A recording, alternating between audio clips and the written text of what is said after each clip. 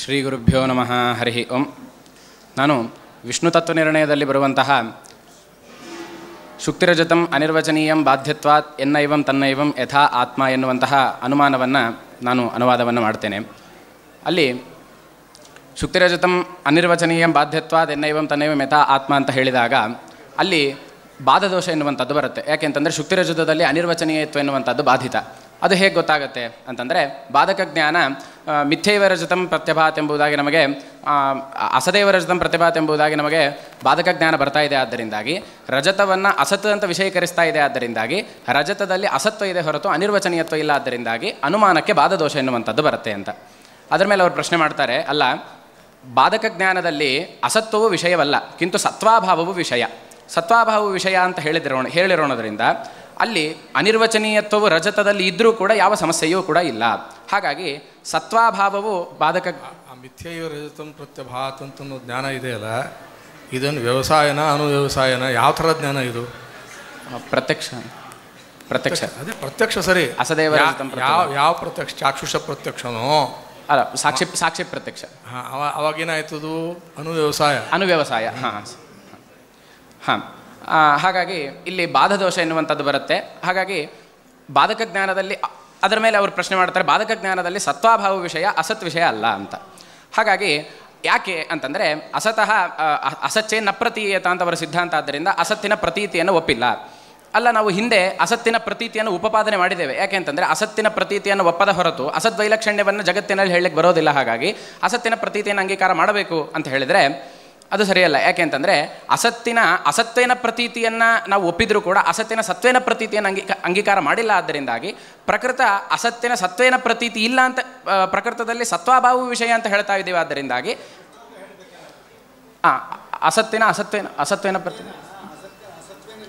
ಅಸತ್ವೇನ ಪ್ರತೀತಿ ಬರುತ್ತೆ ಹೊರತು ಸತ್ವೇನ ಬರೋದಿಲ್ಲ ಅಂತ. ಅಂದರೆ ಅಸತ್ತಿನ ಪ್ರತೀತಿಯನ್ನು ಅಂಗೀಕಾರ ಮಾಡಿಲ್ಲ. ಆದರೆ ಅಸತ್ವೇನ ಪ್ರತೀತಿಯನ್ನು ಒಪ್ಪಿದ್ರೂ ಕೂಡ ಘಟಃ ಅಸನ್ನ ಅಂತ ಹೇಳಿದಾಗ ಅಲ್ಲಿ ಅಸತ್ ಎನ್ನುವಂಥದ್ದು ಅಸತ್ವೇನ ಪ್ರತೀತವಾಗ್ತಾ ಇದೆ. ಹಾಗಾಗಿ ತತ್ಪ್ರತೀತಿಯನ್ನು ಅಂಗೀಕಾರ ಮಾಡಿದ್ದಾರೆ. ಆದರೆ ಶುಕ್ತಿರಜತದಲ್ಲಿ ಇದಂ ಶಶವಿಷಾಣಮಸ್ತಿ ಅಂತ ಹೇಳಿದಾಗ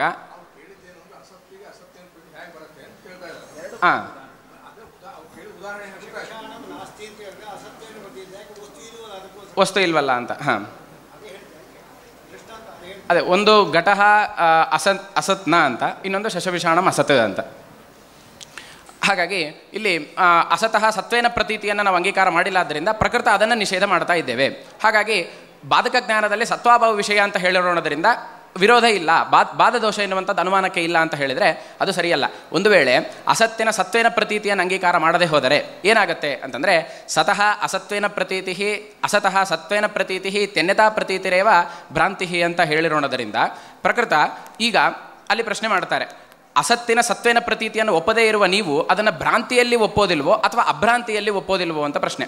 ಅಭ್ರಾಂತಿಯಲ್ಲಿ ಒಪ್ಪೋದಿಲ್ಲ ಅಂತಾದರೆ ಅದು ಪ್ರಕೃತ ಅನುಪಯುಕ್ತ. ಯಾಕೆ ಅಂತಂದರೆ ಪ್ರಕೃತ ರಜತ ಮತ್ತು ಭ್ರಾಂತಿ ವಿಷಯ ನಡೀತಾ ಇದೆ. ಆದ್ದರಿಂದಾಗಿ ಅಭ್ರಾಂತಿಯಲ್ಲಿ ನಿಷೇಧ ಮಾಡೋಣದರಿಂದ ಅದಕ್ಕೆ ಯಾವುದೇ ಪ್ರಯೋಜನ ಇಲ್ಲ. ಇನ್ನು ಅಸತ್ತಿನ ಸತ್ವೇನ ಪ್ರತೀತಿ ಇಲ್ಲ ಅನ್ನೋದು ಭ್ರಾಂತಿಯಲ್ಲಿ ನಾವು ನಿಷೇಧವನ್ನು ಮಾಡ್ತೇವೆ ಅಂತಂದರೆ ಅದಕ್ಕೆ ಆಚಾರವಾಕ್ಯ ಹೊರಟಿತು. ಒಂದು ವೇಳೆ ಅಸತ್ತಿನ ಸತ್ವೇನ ಪ್ರತೀತಿಯನ್ನು ಅಂಗೀಕಾರ ಮಾಡದೇ ಹೋದರೆ ಆವಾಗ ಭ್ರಾಂತಿಯೇ ಇಲ್ಲ ಅಂತ ಆಗಬೇಕಾಗತ್ತೆ. ಯಾಕೆ ಭ್ರಾಂತಿ ಅಂತಂದರೆ ಏನು? ಅಸತ್ವೇನ ಪ್ರತೀತಿ ಅಸತ್ತಿನ ಸತ್ವೇನ ಪ್ರತೀತಿಯನ್ನೇ ಭ್ರಾಂತಿ ಅಂತ ಅಂಗೀಕಾರ ಮಾಡ್ತಾರೆ. ಇದಕ್ಕಿಂತಲೂ ಅತಿರಿಕ್ತವಾದ ಮತ್ತೊಂದು ಭ್ರಾಂತಿ ಇಲ್ಲ. ಇಲ್ಲಿ ಆಚಾರ್ಯರು ಅನ್ಯಥಾ ಪ್ರತೀತಿರೇವ ಭ್ರಾಂತಿ ಅಂತ ಇಷ್ಟೇ ಹೇಳಬೇಕಾಗಿತ್ತು. ವ್ಯಾಖ್ಯಾನವನ್ನು ಮಾಡಿದರು. ಅಸತಃ ಸತ್ವೇನ ಅಂತ ವ್ಯಾಖ್ಯಾನವನ್ನು ಮಾಡಿರೋ ಉದ್ದೇಶ ಏನು ಅಂತಂದರೆ ಇಲ್ಲಿ ಪರರು ಏನು ಅಂಗೀಕಾರ ಮಾಡ್ತಾರೆ ಅಂತಂದರೆ ಅನ್ಯತ್ರ ಸತ್ತಾದಂತಹ ರಜತ ಎನ್ನುವಂಥದ್ದು ಇಲ್ಲಿ ತೋರುತ್ತೆ ಅಂತ ಹೇಳ್ತಾರೆ. ಅದನ್ನು ನಿಷೇಧ ಮಾಡೋದಕ್ಕೋಸ್ಕರ ಸತಃ ಅಸತ್ವೇನ ಪ್ರತೀತಿ ಅಂತ ಅಸತಃ ಸತ್ವೇನ ಪ್ರತೀತಿ ಅಂತ ಅಂದರೆ ರಜತವು ಇಲ್ಲಿ ಅಸತ್ತು, ಅದು ಅದೇನೇ ಸತ್ವೇನ ತೋರ್ತಾ ಇದೆ ಅಂತ ಹೇಳಿರೋಣದರಿಂದಾಗಿ ಅವರ ಮತವನ್ನು ನಿರಾಕರಣೆ ಮಾಡಿದಂತಾಗತ್ತೆ ಎನ್ನುವಂಥ ಉದ್ದೇಶದಿಂದ ಆಚಾರ್ಯ ವ್ಯಾಖ್ಯಾನವನ್ನು ಮಾಡಿದ್ದಾರೆ. ಹಾಗಾಗಿ ಈ ವ್ಯಾಖ್ಯಾನದಿಂದಾಗಿ ಭ್ರಾಂತಿ ಅಂತಂದರೆ ಇದನ್ನೇ ಹೇಳಬೇಕು. ಇನ್ನು ಇದಕ್ಕಿಂತಲೂ ಅತಿರಿಕ್ತವಾದ ಭ್ರಾಂತಿಯನ್ನು ನಾವು ಹೇಳ್ತೇವೆ. ಏನು ಅಂತಂದರೆ ಸದಂತರಾತ್ಮತಾ ಪ್ರತೀತಿಯನ್ನೇ ನಾವು ಭ್ರಾಂತಿ ಅಂತ ಹೇಳ್ತೇವೆ ಅಂತಂದರೆ ಅಲ್ಲಿ ವಿಕಲ್ಪ ಮಾಡಿ ಖಂಡನೆ ಮಾಡ್ತಾರೆ. ಆ ಸದಂತರಾತ್ಮತ ಎನ್ನುವಂಥದ್ದು ಸತ್ತೋ ಅಸತ್ತೋ ಅಂತ ಪ್ರಶ್ನೆ. ಸದಂತರಾತ್ಮತಾವು ಸತ್ತಾಯಿತು ಅಂತಾದರೆ ಆವಾಗ ಭ್ರಾಂತಿ ಬಾರದೆ ಹೋಗಬೇಕಾಗತ್ತೆ. ಇಲ್ಲ ಸದಂತರಾತ್ಮತಾವು ಅಸತ್ತಾಯಿತು ಅಂತಾದರೆ ಸತ್ವೇನ ತೋರತ್ತೋ ಅಸತ್ವೇನ ತೋರತ್ತೋ ಅಂತ. ಅಸತ್ವೇನ ತೋರಿದರೆ ಯಥಾವಸ್ಥಿತಾರ್ಥ ಜ್ಞೇಯ ವಿಷಯೀಕಾರಿತ್ವ ರೂಪವಾದಂತಹ ಪ್ರಾಮಾಣ್ಯ ಇದೆ, ಆದ್ದರಿಂದಾಗಿ ಭ್ರಾಂತಿ ಜ್ಞಾನಕ್ಕೆ ಕೂಡೋದಿಲ್ಲ, ಅಂದರೆ ಜ್ಞಾನವು ಭ್ರಾಂತಿ ಆಗೋದಿಲ್ಲ. ಇನ್ನು ಸತ್ವೇನ ಪ್ರತೀತಿಯನ್ನು ಒಪ್ಪಬೇಕಾಗತ್ತಾದ್ದರಿಂದಾಗಿ ಅಸತ್ಯನ ಸತ್ವೇನ ಪ್ರತೀತಿಯನ್ನು ಅಂಗೀಕಾರ ಮಾಡಿದಂತಾಯ್ತಾದ್ದರಿಂದಾಗಿ ಇಲ್ಲಿ ಅಸತ್ಯನ ಸತ್ವೇನ ಪ್ರತೀತಿಯನ್ನು ಭ್ರಾಂತಿ ಅಂತ ಅಂಗೀಕಾರ ಮಾಡಲೇಬೇಕು ಅಂತ. ಅಲ್ಲ, ನಾವು ಅಸತಃ ಸತ್ವೇನ ಪ್ರತೀತಿ ಭ್ರಾಂತಿ ಅಂತ ಹೇಳಿದ್ದ ಪಕ್ಷದಲ್ಲಿ ಈ ಆಕ್ಷೇಪ ಕೊಡ್ತಾ ಇತ್ತು. ಅನಿರ್ವಚನೀಯ ವಿಷಯಕ ಜ್ಞಾನಂ ಭ್ರಾಂತಿ ಅಂತ ನಾವು ಹೇಳ್ತೇವೆ. ಆದ್ದರಿಂದಾಗಿ ಈಗ ಅಸತಃ ಸತ್ವೇನ ಪ್ರತೀತಿ ಸತ್ವೇನ ಅಸತಃ ಪ್ರತೀತಿ ನಮ್ಮ ಮತದ್ದದು. ಅವರು ಯಾರು ಅಸತ್ಯ ಪ್ರತೀತಿ ಒಪ್ಪೋದಿಲ್ಲ. ಅದಕ್ಕೆ ಮುಂದಿನ ವಾಕ್ಯಾಚಾರ. ಅದಕ್ಕೋಸ್ಕರ ಅಸತಃ ಸತ್ವೇನ ಪ್ರತೀತಿ ಭ್ರಾಂತಿ ಅಂತ ಅಂಗೀಕಾರ ಮಾಡೋದಿಲ್ಲ. ಅನಿರ್ವಚನೀಯ ವಿಷಯಕವಾದಂಥ ಪ್ರತೀತಿಯನ್ನೇ ಭ್ರಾಂತಿ ಅಂತ ಹೇಳ್ತೇವೆ ಅಂತಂದರೆ ಅಲ್ಲಿ ವಿಕಲ್ಪ ಮಾಡಿ ಖಂಡನೆ ಮಾಡ್ತಾರೆ. ಏನು ತೋರ್ತಾ ಇರುವಂಥ ರಜತವು ಅನಿರ್ವಚನೀಯ ಅಂತ ಹೇಳ್ತಾ ಇದ್ದೀರಲ್ಲ, ಅದು ಸತ್ವೇನ ತೋರುತ್ತೋ ಅಸತ್ವೇನ ತೋರುತ್ತೋ ಅನಿರ್ವಚನೀಯತ್ವೇನ ತೋರುತ್ತೋ ಅಂತ ಪ್ರಶ್ನೆ. ಅಸತ್ವೇನ ಅನಿರ್ವಚನೀಯತ್ವೇನ ತೋರಿದರೆ ಪ್ರವೃತ್ತಿ ಅನ್ನುವಂಥದ್ದು ಕೊಡೋದಿಲ್ಲ, ಸತ್ವೇನ ತೋರುತ್ತೆ ಅಂತ ಹೇಳಬೇಕು. ಆ ಸತ್ವವಾದರೂ ಕೂಡ ಪ್ರಾತಿಭಾಸಿಕ ಅಂತ ಹೇಳಲಿಕ್ಕೆ ಬರೋದಿಲ್ಲ. ಹಾಗೆ ಹೇಳಿದರೆ ಮತ್ತೆ ಪುನಃ ಪ್ರವೃತ್ತಿ ಕೊಡೋದಿಲ್ಲ. ಆದ್ದರಿಂದ ಇನ್ನೇನು ಹೇಳಬೇಕು? ವ್ಯಾವಹಾರಿಕ ಸತ್ವಂ ಸತ್ವೇನ ತೋರುತ್ತೆ ಅಂತ ಹೇಳಬೇಕು. ಪಾರಮಾರ್ಥಿಕ ಸತ್ವವನ್ನು ಒಪ್ಪಿಲ್ಲ, ಆದ್ದರಿಂದ ವ್ಯಾವಹಾರಿಕ ಸತ್ವೇನ ತೋರುತ್ತೆ ಅಂತ ಹೇಳಬೇಕು. ಆ ವ್ಯಾವಹಾರಿಕ ಸತ್ವವು ಸತ್ ಅಸತ್ ಅನಿರ್ವಚನೀಯವು ಅಂತ 3 ವಿಕಲ್ಪ. ವ್ಯಾವಹಾರಿಕ ಸತ್ವವು ಸತ್ ಆಯಿತು ಅಂತಾದರೆ ಮತ್ತೆ ಪುನಃ ಪ್ರವೃತ್ತಿ ಕೊಡೋದಿಲ್ಲ. ವ್ಯಾವಹಾರಿಕ ಸತ್ವವು ಅಸತ್ತಾಯಿತು ಅಂತಾದರೆ ಅಸತ್ತಾದ ವ್ಯಾವಹಾರಿಕ ಸತ್ವವು ಸತ್ವೇನ ತೋರುತ್ತೋ ಅಸತ್ವೇನ ತೋರುತ್ತೋ ಅಂತ ಪ್ರಶ್ನೆ. ಅಸತ್ತಾದ ವ್ಯಾವಹಾರಿಕ ಸತ್ವವು ಅಸತ್ವೇನ ತೋರಿದ್ರೆ ಪುನಃ ಪ್ರವೃತ್ತಿ ಕೊಡೋದಿಲ್ಲ.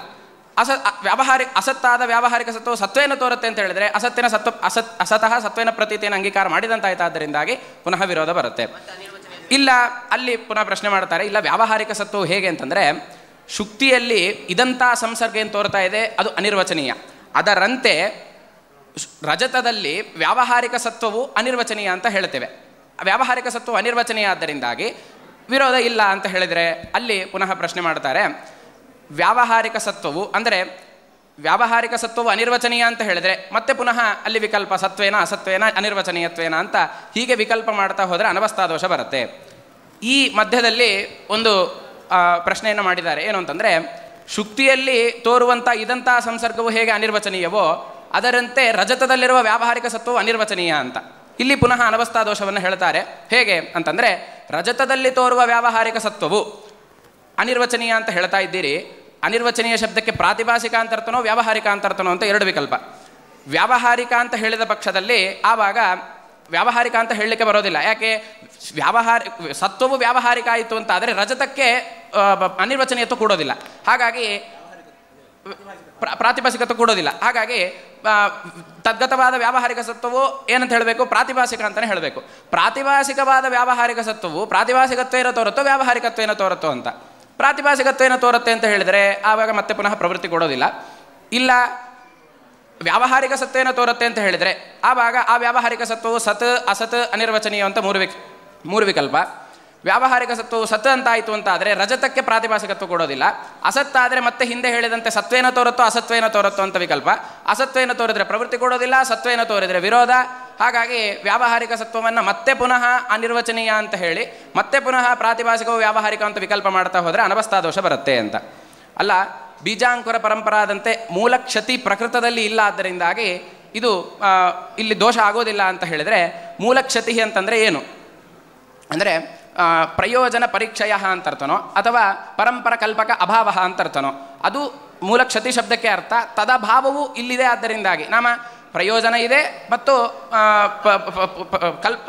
ಕಲ್ಪಕವು ಪರಂಪರಾ ಕಲ್ಪವೂ ಕೂಡ ಇದೆ, ಆದ್ದರಿಂದಾಗಿ ಕಲ್ಪಕವೂ ಕೂಡ ಇದೆ. ಆದ್ದರಿಂದಾಗಿ ನಾವು ಅನವಸ್ಥಾದೋಷ ಪರಿಹಾರ ಮಾಡ್ತೇವೆ ಅಂತಂದರೆ ಎರಡೂ ಕೂಡ ಪ್ರಕೃತದಲ್ಲಿ ಇಲ್ಲ. ಯಾಕೆ ಅಂತಂದರೆ ಪ್ರಥಮ ಅನಿರ್ವಚನೀಯತ್ವ ಸಿದ್ಧವಾಗೋಕ್ಕಿಂತ ಪೂರ್ವದಲ್ಲಿ ಇನ್ನೊಂದು ಅನಿರ್ವಚನೀಯತ್ವ ಸಿದ್ಧ ಆಗಿರಬೇಕು. ಆದರೆ ಪ್ರಥಮ ಅನಿರ್ವಚನೀಯ ಅಸಿದ್ಧ, ದ್ವಿತೀಯ ಅನಿರ್ವಚನೀಯ ಅಸಿದ್ಧಿ ಇತಿ ಕೃತ್ವ ಇಲ್ಲಿ ಪ್ರಯೋಜನವೂ ಇಲ್ಲ, ಪರಂಪರಾ ಕಲ್ಪಕವೂ ಕೂಡ ಇಲ್ಲ. ಆದ್ದರಿಂದಾಗಿ ಮೂಲಕ್ಷತಿ ಇದೆ. ಆದ್ದರಿಂದಾಗಿ ಬೀಜಾಂಕುರ ಪರಂಪರಾದಂತೆ ಇಲ್ಲಿ ಅನವಸ್ಥಾದೋಷವನ್ನು ಪರಿಹಾರ ಮಾಡಲಿಕ್ಕೆ ಬರೋದಿಲ್ಲ ಅಂತ ಹೇಳಿ ಅದು ಪ್ರಮಾಣ ಸಿದ್ಧವಾದಂಥದ್ದು. ಬೀಜದಿಂದ ಅಂಕುರ ಹುಟ್ಟುವಂಥದ್ದು ಪ್ರತ್ಯಕ್ಷ ಪ್ರಮಾಣ ಸಿದ್ಧವಾದಂಥದ್ದು. ಆದ್ದರಿಂದ ಇರೋದರಿಂದಾಗಿ ಅದು ಅಪ್ರಾಮಾಣಿಕವಾದಂಥ. ಅದಕ್ಕೆ ಅನಿರ್ವಚನೀಯತ್ವ ಪೂರ್ವದಲ್ಲಿ ಸಿದ್ಧವಾಗಿಲ್ಲ. ಆದ್ದರಿಂದ ಸ್ವಾಪಂ ಪ್ರಾಪಯತಿ ಶ್ರಮಾಪಹೃತಯೇ ಕಲ್ಪಾವಸಾನೇ ಚ ಅಂತಿದೆ. ಆ ಚ ಶಬ್ದ ಯಾಕೆ? ಸ್ವಾಪಂ ಪ್ರಾಪಯತಿ ಶ್ರಮಾಪಹೃತಯೇ ಕಲ್ಪಾವಸಾನೇ ಚ ಅಂತ ಇದೆ. ಹಾಂ, ಚ ಶಬ್ದ ಯಾಕೆ? ಅಂದರೆ ಕೇವಲ ಪ್ರಳಯ ಕಾಲದಲ್ಲಿ ಶ್ರಮವನ್ನು ನಿವಾರಣೆ ಮಾಡ್ತಾ ಪ್ರಳಯ ಕಾಲದಲ್ಲಿ ಮಾತ್ರ ಅಲ್ಲ, ಮತ್ತೆ ಯಾವಾಗ ಸುಷುಪ್ತಿಯಲ್ಲೂ ಕೂಡ ಪ್ರತಿ ದಿವಸವೂ ಶುಕ್ತಿ. ಹಾಂ ಹಾಂ ಸದಾ ಹಾಂ ಹಾಂ ಸದಾಗಮೈಕ ವಿಜ್ಞೇಯಂ ಅಂತ ಹೇಳಬಾರ್ದು, ಸದೈಕಾಗಮ ವಿಜ್ಞೇಯಂ ಅಂತ ಅಂತ ಆಗಬೇಕು. ಆಕ್ಷೇಪ ಮಾಡಿ ಉತ್ತರ. ಹಾಂ, ಅಲ್ಲಿ ಪೂರ್ವಕಾಲೈಕ ಸರ್ವಜರತ್ ಪುರಾಣ ನವಕೇವಲ ಸಮಾನಾಧಿಕರಣೇನ ಅಂತ ಸೂತ್ರ. ಆ ಸೂತ್ರದಿಂದ ಇಲ್ಲಿ ಸಮಾಸ ಬರಬೇಕಾದರೆ ಅಲ್ಲಿ ಸದೈಕಾಗಮ ವಿಜ್ಞೇಯಂ. ಯಾಕೆ ಅಲ್ಲಿ ಏಕಶಬ್ದ ಎನ್ನುವಂಥದ್ದು ಪ್ರಥಮಾಂತತೆಯ ನಿರ್ದಿಷ್ಟವಾಗಿದೆ. ಆದ್ದರಿಂದಾಗಿ ಪ್ರಥಮ ನಿರ್ದಿಷ್ಟಂ ಸಮಾಸ ಉಪಸರ್ಜನಂ ಅನ್ನೋ ಸೂತ್ರಾನುಸಾರ ಅದು ಪೂರ್ವ ನಿಪಾತ ಬಂದು ಸದೈಕಾಗಮ ವಿಜ್ಞೇಯಂ ಅಂತ ಆಗಬೇಕು. ಉಪಸರ್ಜನಂ ಪೂರ್ವಂ ಅನ್ನೋದರಿಂದ ಪೂರ್ವ ನಿಪಾತ ಬಂದು ಸದೈಕಾಗಮ ವಿಜ್ಞೇಯಂ ಅಂತ ಆಗಬೇಕು. ಸದಾಗಮೈಕ ವಿಜ್ಞೇಯಂ ಅಂತ ಹೇಗೆ ಹೇಳಿದ್ದು ಅಂತಂದರೆ ಅಲ್ಲಿ ಪೂರ್ವಕಾಲೈಕ ಎಂಬಲ್ಲಿರುವಂಥ ಸೂತ್ರ ಘಟಕವಾದ ಏಕಶಬ್ದ ಎನ್ನುವಂಥದ್ದು ಅದು ಇಲ್ಲಿ ಸಂಖ್ಯಾವಾಚಕ ಅಂತ ಇಲ್ಲಿ ಸಂಖ್ಯಾವಾಚಕ ಅಲ್ಲ, ಕಿಂತು ಕೇವಲಾರ್ಥಕ ಅಂತ ತಿಳ್ಕೊಳ್ಬೇಕು. ಹೇಗೆ ಅದಕ್ಕೆ ಉದಾಹರಣೆಗಳನ್ನು ಕೊಟ್ಟು ಸಮನ್ವಯ ಮಾಡ್ತಾರೆ. ಅಲ್ಲಿ ದೋಷೈಕ ದೃಕ್ ಪುರೋಭಾಗಿ ಹ್ಲಾದೈಕ ಮಯೀಂ ಅಂತ ಹೇಳಿದಾಗ ಅಲ್ಲಿ ಇದೇ ರೀತಿಯಾಗಿ ಏಕಶಬ್ದಕ್ಕೆ ಪೂರ್ವನಿಪಾತ ಬಂದು ಏಕಹ್ಲಾದ ಮಯೀಂ ಏಕದೋಷ ದೃಕ್ ಅಂತ ಆಗಬೇಕಾಗಿತ್ತು. ಆದರೆ ಪೂರ್ವನಿಪಾತ ಮಾಡಿ ದೋಷೈಕ ದೃಕ್ ಅಂತ ಹೇಳಿರೋದ್ರಿಂದ ಅಲ್ಲಿ ಹೇಗೆ ಏಕಶಬ್ದಕ್ಕೆ ಪೂರ್ವನಿಪಾತ ಬರಲಿಲ್ವೋ ಪ್ರಕೃತದಲ್ಲೂ ಏಕಶಬ್ದಕ್ಕೆ ಪೂರ್ವನಿಪಾತ ಬರೋದಿಲ್ಲ. ಯದಿ ಪ್ರಾಮಾಣ್ಯಂ ಏಕಶಬ್ದಕ್ಕೆ ಸಂಖ್ಯೆ ಅಲ್ಲ ಅಂದರೆ ಇನ್ನೇನು ಅರ್ಥ? ಕೇವಲಾರ್ಥಕ. ಕೇವಲಾರ್ಥಕ ಕೇವಲವಾಚಕ ಅನ್ನೋದಕ್ಕೊಂದು ಇದು ಹೇಳಬೇಕು, ಕೋಶ ಹೇಳಬೇಕು. ಅಲ್ಲ ಅಲ್ಲ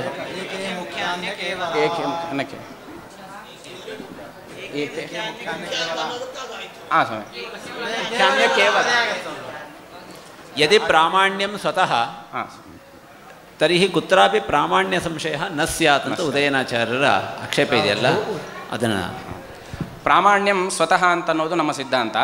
ಅಲ್ಲಿ ಜ್ಞಾನಗತವಾದಂಥ ಪ್ರಾಮಾಣ್ಯಂ ಸ್ವತಃ ಅನ್ನೋದ್ರ ಬಗ್ಗೆ ಮಾತಾಡ್ತಾ ಇರೋದು. ಅಲ್ಲಿ ಉದಯನಾಚಾರ್ಯರು ಹೇಳ್ತಾರೆ ಪ್ರಾಮಾಣ್ಯಂ ಯದಿ ಸ್ವತಃ ಸ್ಯಾತ್ ತರ್ಹಿ ಕದಾಪಿ ಪ್ರಾಮಾಣ್ಯ ಸಂಶಯೋ ನ ಸ್ಯಾತ್ ಅಂತ, ಜ್ಞಾನತ್ವ ಸಂಶಯವತ್ ಅಂತ.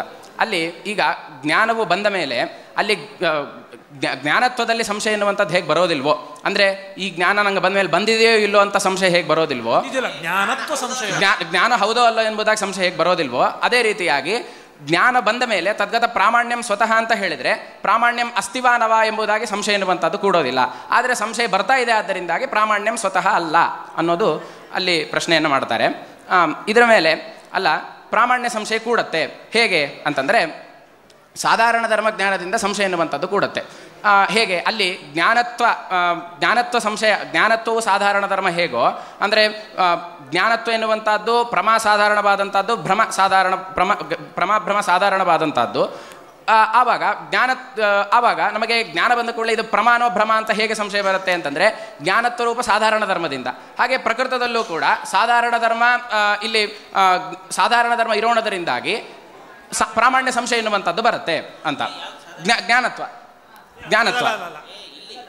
ಆಹಾರ್ಯ ಸಂಶಯವನ್ನು ಮುಂದೆ ಹೇಳ ಅಲ್ಲ, ಆಹಾರ್ಯ ಸಂಶಯ ಮುಂದೆ ಸರ್. ಈಗ ಸ್ವಾರಸ್ಯಕ ಸಂಶಯವನ್ನು ಹೇಳ್ತಾ ಇದೆ.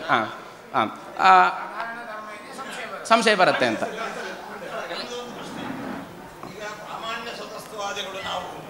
ಆದರೆ ಪ್ರಾಮಾಣ್ಯ ಸಮರ್ಥನವನ್ನು ಮಾಡ್ತಾ ಇದ್ದಾರಲ್ಲ, ಯಾಕೆ ಅದು?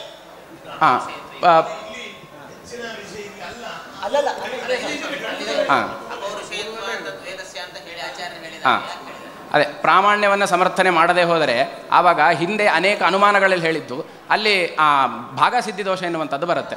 ಅದಕ್ಕೋಸ್ಕರ ಸ್ವಾಮಿಗಳ ಪ್ರಶ್ನೆ ಏನು ಅಂದರೆ ಪ್ರಾಮಾಣ್ಯಂ ಸ್ವತಃ ಅಂತ ಆದ್ಮೇಲೆ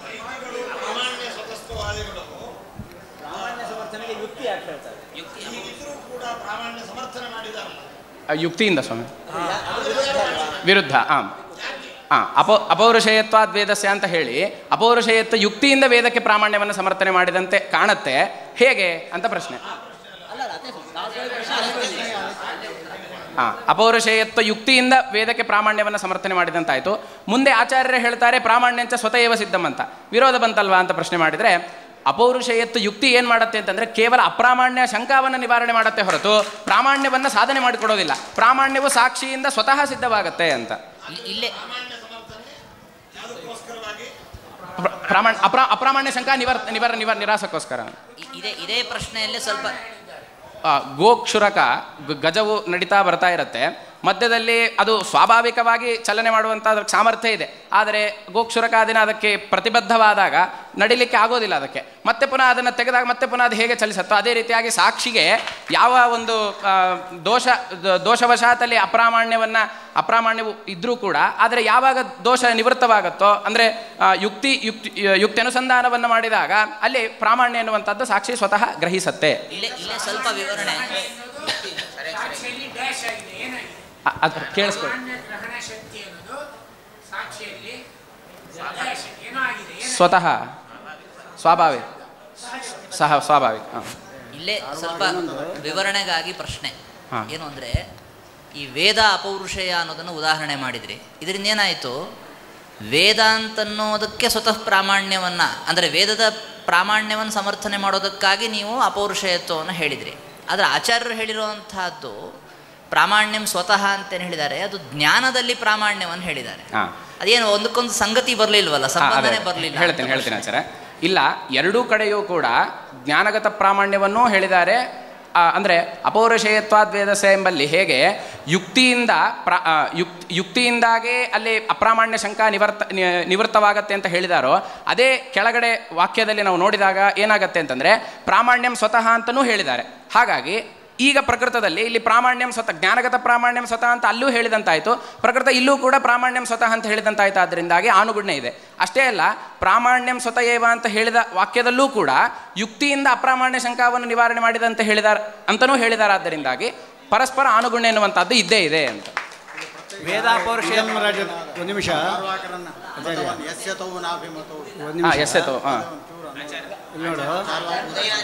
ಇನ್ನು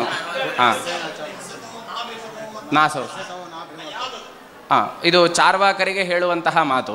ಅಲ್ಲಿ ಯಸ್ಯ ತೌ ನಾಭಿಮತವು ಎಂಬಲ್ಲಿ ಆಚಾರ್ಯರು ಯಸ್ಯ ಅಂತ ಹೇಳಬಾರ್ದ, ತೌ ನಾಮ ಧರ್ಮವು ಯಸ್ಯ ಅಂತ ಹೇಳಬಾರ್ದಾಗಿತ್ತು, ಏನ ಅಂತ ಹೇಳಬೇಕಾಗಿತ್ತು. ಯಾಕೆ ಅಂತಂದರೆ ಅಲ್ಲಿ ಕರ್ತೃಕರ್ಮಣೋ ತೃತೀಯ ಎನ್ನುವಂತಹ ಸೂತ್ರದಿಂದ ಇಲ್ಲಿ ಏನ ಎಂಬುದಾಗಿ ತೃತೀಯ ಪ್ರಾಪ್ತವಾಗಿತ್ತು. ಅದನ್ನು ನಲೋಕಾವ್ಯ ನಿಷ್ಠಾ ಕಲರ್ತೃನಾಮ ಎನ್ನುವಂಥ ಸೂತ್ರದಿಂದ ನಿಷೇಧ ಬಂದಾಗ ಮತ್ತೆ ಪುನಃ ಪ್ರತಿಪ್ರಸವೇನ ತೃತೀಯ ಎನ್ನುವಂಥದ್ದು ಬಂದು ಏನ ನಾಭಿಮತವು ಅಂತ ಆಗಬೇಕು, ಯಸ್ಯ ನಾಭಿಮತವು ಅಂತ ಹೇಳಿದ್ದು ಹೇಗೆ ಅಂತಂದರೆ ಅದಕ್ಕೆ ದೇವದತ್ತಸ್ಯ ಇಷ್ಟಂ ಅನ್ನೋ ಒಂದು ಉದಾಹರಣೆಯನ್ನು ತೊಗೊಂಡು ಸಮರ್ಥನೆಯನ್ನು ಮಾಡ್ತಾರೆ. ಹೇಗೆ ಅಂತಂದರೆ ತಸ್ಯ ಚ ವರ್ತಮಾನ ಎನ್ನುವಂಥ ಸೂತ್ರದಿಂದ ಎಲ್ಲಿ ತಸ್ಯ ಚ ವರ್ತಮಾನ ಅನ್ನುವಂಥ ಸೂತ್ರದಿಂದ ವರ್ತಮಾನಾರ್ಥದಲ್ಲಿ ಎಲ್ಲಿ ತಪ್ರತೆ ವಿಹಿತವಾಗಿರುತ್ತೋ ಅಲ್ಲಿ ಮತಿಬುದ್ಧಿ ಪೂಜಾರ್ಥೇಭ್ಯಶ್ಚ ಎನ್ನುವಂಥ ಸೂತ್ರದಿಂದ ಷಷ್ಠಿಯನ್ನು ವಿಧಾನ ಮಾಡಿದ್ದಾರೆ. ಆದ್ದರಿಂದಾಗಿ ಪ್ರಕೃತ ಇಲ್ಲಿ ದೇವದತ್ತಸ್ಯ ಇಷ್ಟಂ ಅಂತ ಹೇಳಿದಾಗ ಅಲ್ಲಿ ಏನಾಗಿ ತಪ್ರತೆ ಎನ್ನುವಂಥದ್ದು ಬಂದಿದೆ. ಆದ್ದರಿಂದಾಗಿ ವರ್ತಮಾನಾರ್ಥದಲ್ಲಿ ತಪ್ರತೆ ಬಂದಿದೆ. ಆದ್ದರಿಂದ ಷಷ್ಠಿ ಬಂದು ದೇವದತ್ತಸ್ಯ ಇಷ್ಟಂ ಅಂತಾದಂತೆ ಪ್ರಕೃತದಲ್ಲೂ ಕೂಡ ವರ್ತಮಾನಾರ್ಥದಲ್ಲಿ ಅಭಿಮತವು ಎಂಬಲ್ಲಿ ತಪ್ರತೆ ಬಂದಿದೆ. ಆದ್ದರಿಂದಾಗಿ ಷಷ್ಠಿ ಬಂದಾಗ ಯಸ್ಯ ಅಂತಲೇ ಆಗುತ್ತೆ, ಏನ ಅಂತ ಆಗೋದಿಲ್ಲ. ಸಮಯ ಪ್ರಯೋಜನಾಭಾವ. ನಲೋಕಾವ್ಯ ನಿಷ್ಠ ಅಂತಿದೆ, ನಲೋಕ ಅಂತಿದಲ್ಲ, ಏನು ಲೋಕ ಅಂದ್ರೆ ಬಿಡಿಸೋದು ಹೇಗೆ? ಲೋಕ ಎಂಬಲ್ಲಿ ಲ ಊಕ ಅಂತ ಬಿಡಿಸ್ಬೇಕು. ಅಲ್ಲಿ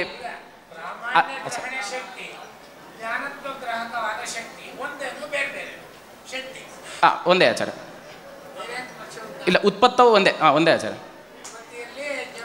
ಒಂದೇ ಜ್ಞಾನ ಜನನ ಶಕ್ತಿ ಪ್ರಾಮಾಣ್ಯ ಜನನ ಶಕ್ತಿ ಒಂದೇ.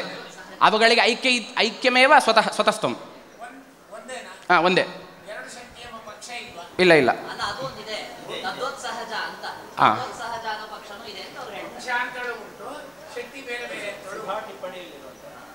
ವೇದಾ ಪೌರುಷೇತ್ವ ಸಾಧನೆ ಮಾಡ್ಲಿಕ್ಕೋಸ್ಕರ ಇದು ಹೇಳ್ಬಿಡ್ತೀನಿ ಆಚಾರ.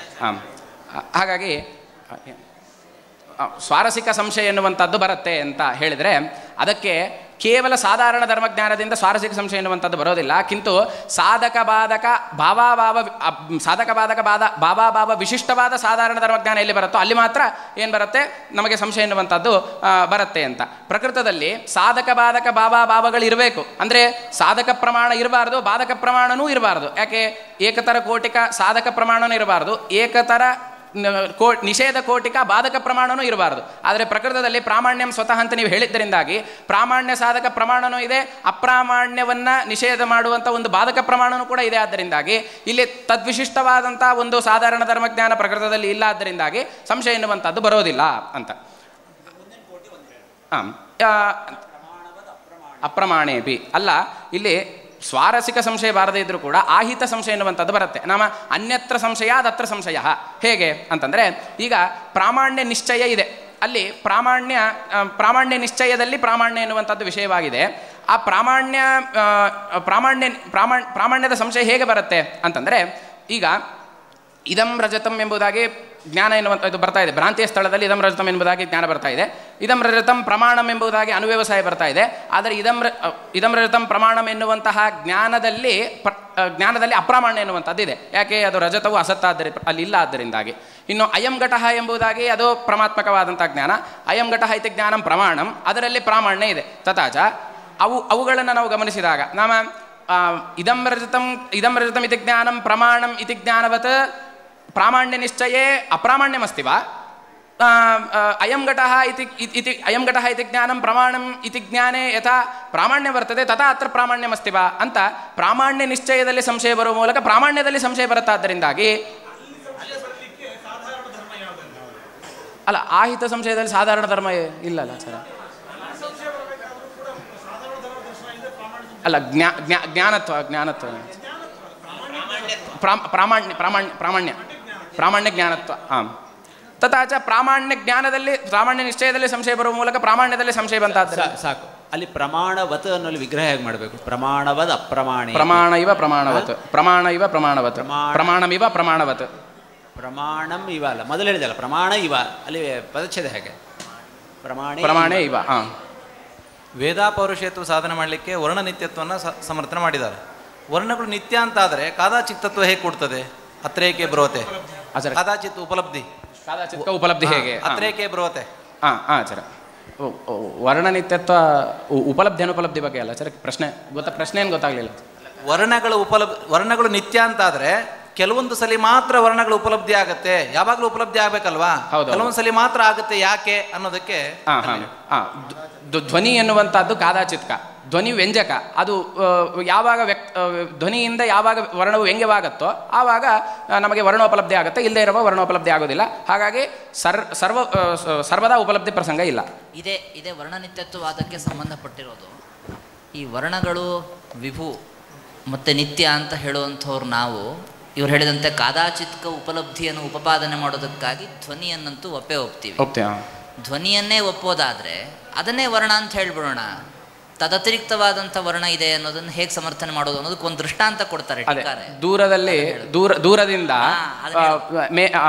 ಮಾತಾ ಹತ್ರ ಆಗಚ್ಚತು ಅಂತ ಕರೆದಾಗ ಅಲ್ಲಿ ದೂರದಲ್ಲಿ ವ್ಯಕ್ತಿ ಇರ್ತಾನಾದ್ದರಿಂದಾಗಿ ಅಲ್ಲಿ ಕೇವಲ ಶಬ್ದಜ್ಞಾನ ಆಗಲಿಲ್ಲ. ಯಾಕೆ? ವರ್ಣಜ್ಞಾನ ಆಗಲಿಲ್ಲ, ಕೇವಲ ಧ್ವನಿ ಮಾತ್ರ ಅಲ್ಲಿ ಕೇಳಿಸ್ತಾ. ಆದ್ದರಿಂದಾಗಿ ಧ್ವನಿಗೂ ವರ್ಣಕ್ಕೂ ಐಕ್ಯವನ್ನು ಒಪ್ಪಿದರೆ ಆವಾಗ ವರ್ಣಜ್ಞಾನ ಎನ್ನುವಂಥದ್ದು ಶಬ್ದಜ್ಞಾನ ಬರಬೇಕಾಗತ್ತಾದ್ದರಿಂದಾಗಿ ವರ್ಣಜ್ಞಾನ ಬರಬೇಕಾಗತ್ತಾದ್ದರಿಂದಾಗಿ ಒಂದು ಎರಡಕ್ಕೂ ಭೇದ ಇದೆ. ಉಪಜೀವಿ ಏನಿದೆ? ಒಪ್ಪಿದ್ದೇವೆ ಸ್ವಾಮಿ, ಒಪ್ಪಿದ್ದೇವೆ. ಮಹೇವಯಂ ಕೂಟಸ್ಥ ನಿತ್ಯತಾಂ ಬ್ರೂಮಃ. ವರ್ಣಗಳಿಗೆ ಕೂಟಸ್ಥ ನಿತ್ಯತ್ವ, ವರ್ಣಗಳಿಗೆ ಕೂಟಸ್ಥ ನಿತ್ಯತ್ವವನ್ನು ಒಪ್ಪಿದ್ದಾರೆ. ಅಲ್ಲ, ವ್ಯಾಖ್ಯಾನದಲ್ಲಿ ಈಗ ಉಪಜೀವಿ ಎಂಬತಕ್ಕಂಥದ್ದು ಏನಿದೆ, ಉಪಜೀವಿ ಎಂಬತಕ್ಕಂಥದ್ದು ಉಪಜೀವಕ್ಕಿಂತ ಹೌದು ಸ್ವಾಮಿ, ಕೂಟಸ್ಥ ನಿತ್ಯತ್ವವನ್ನು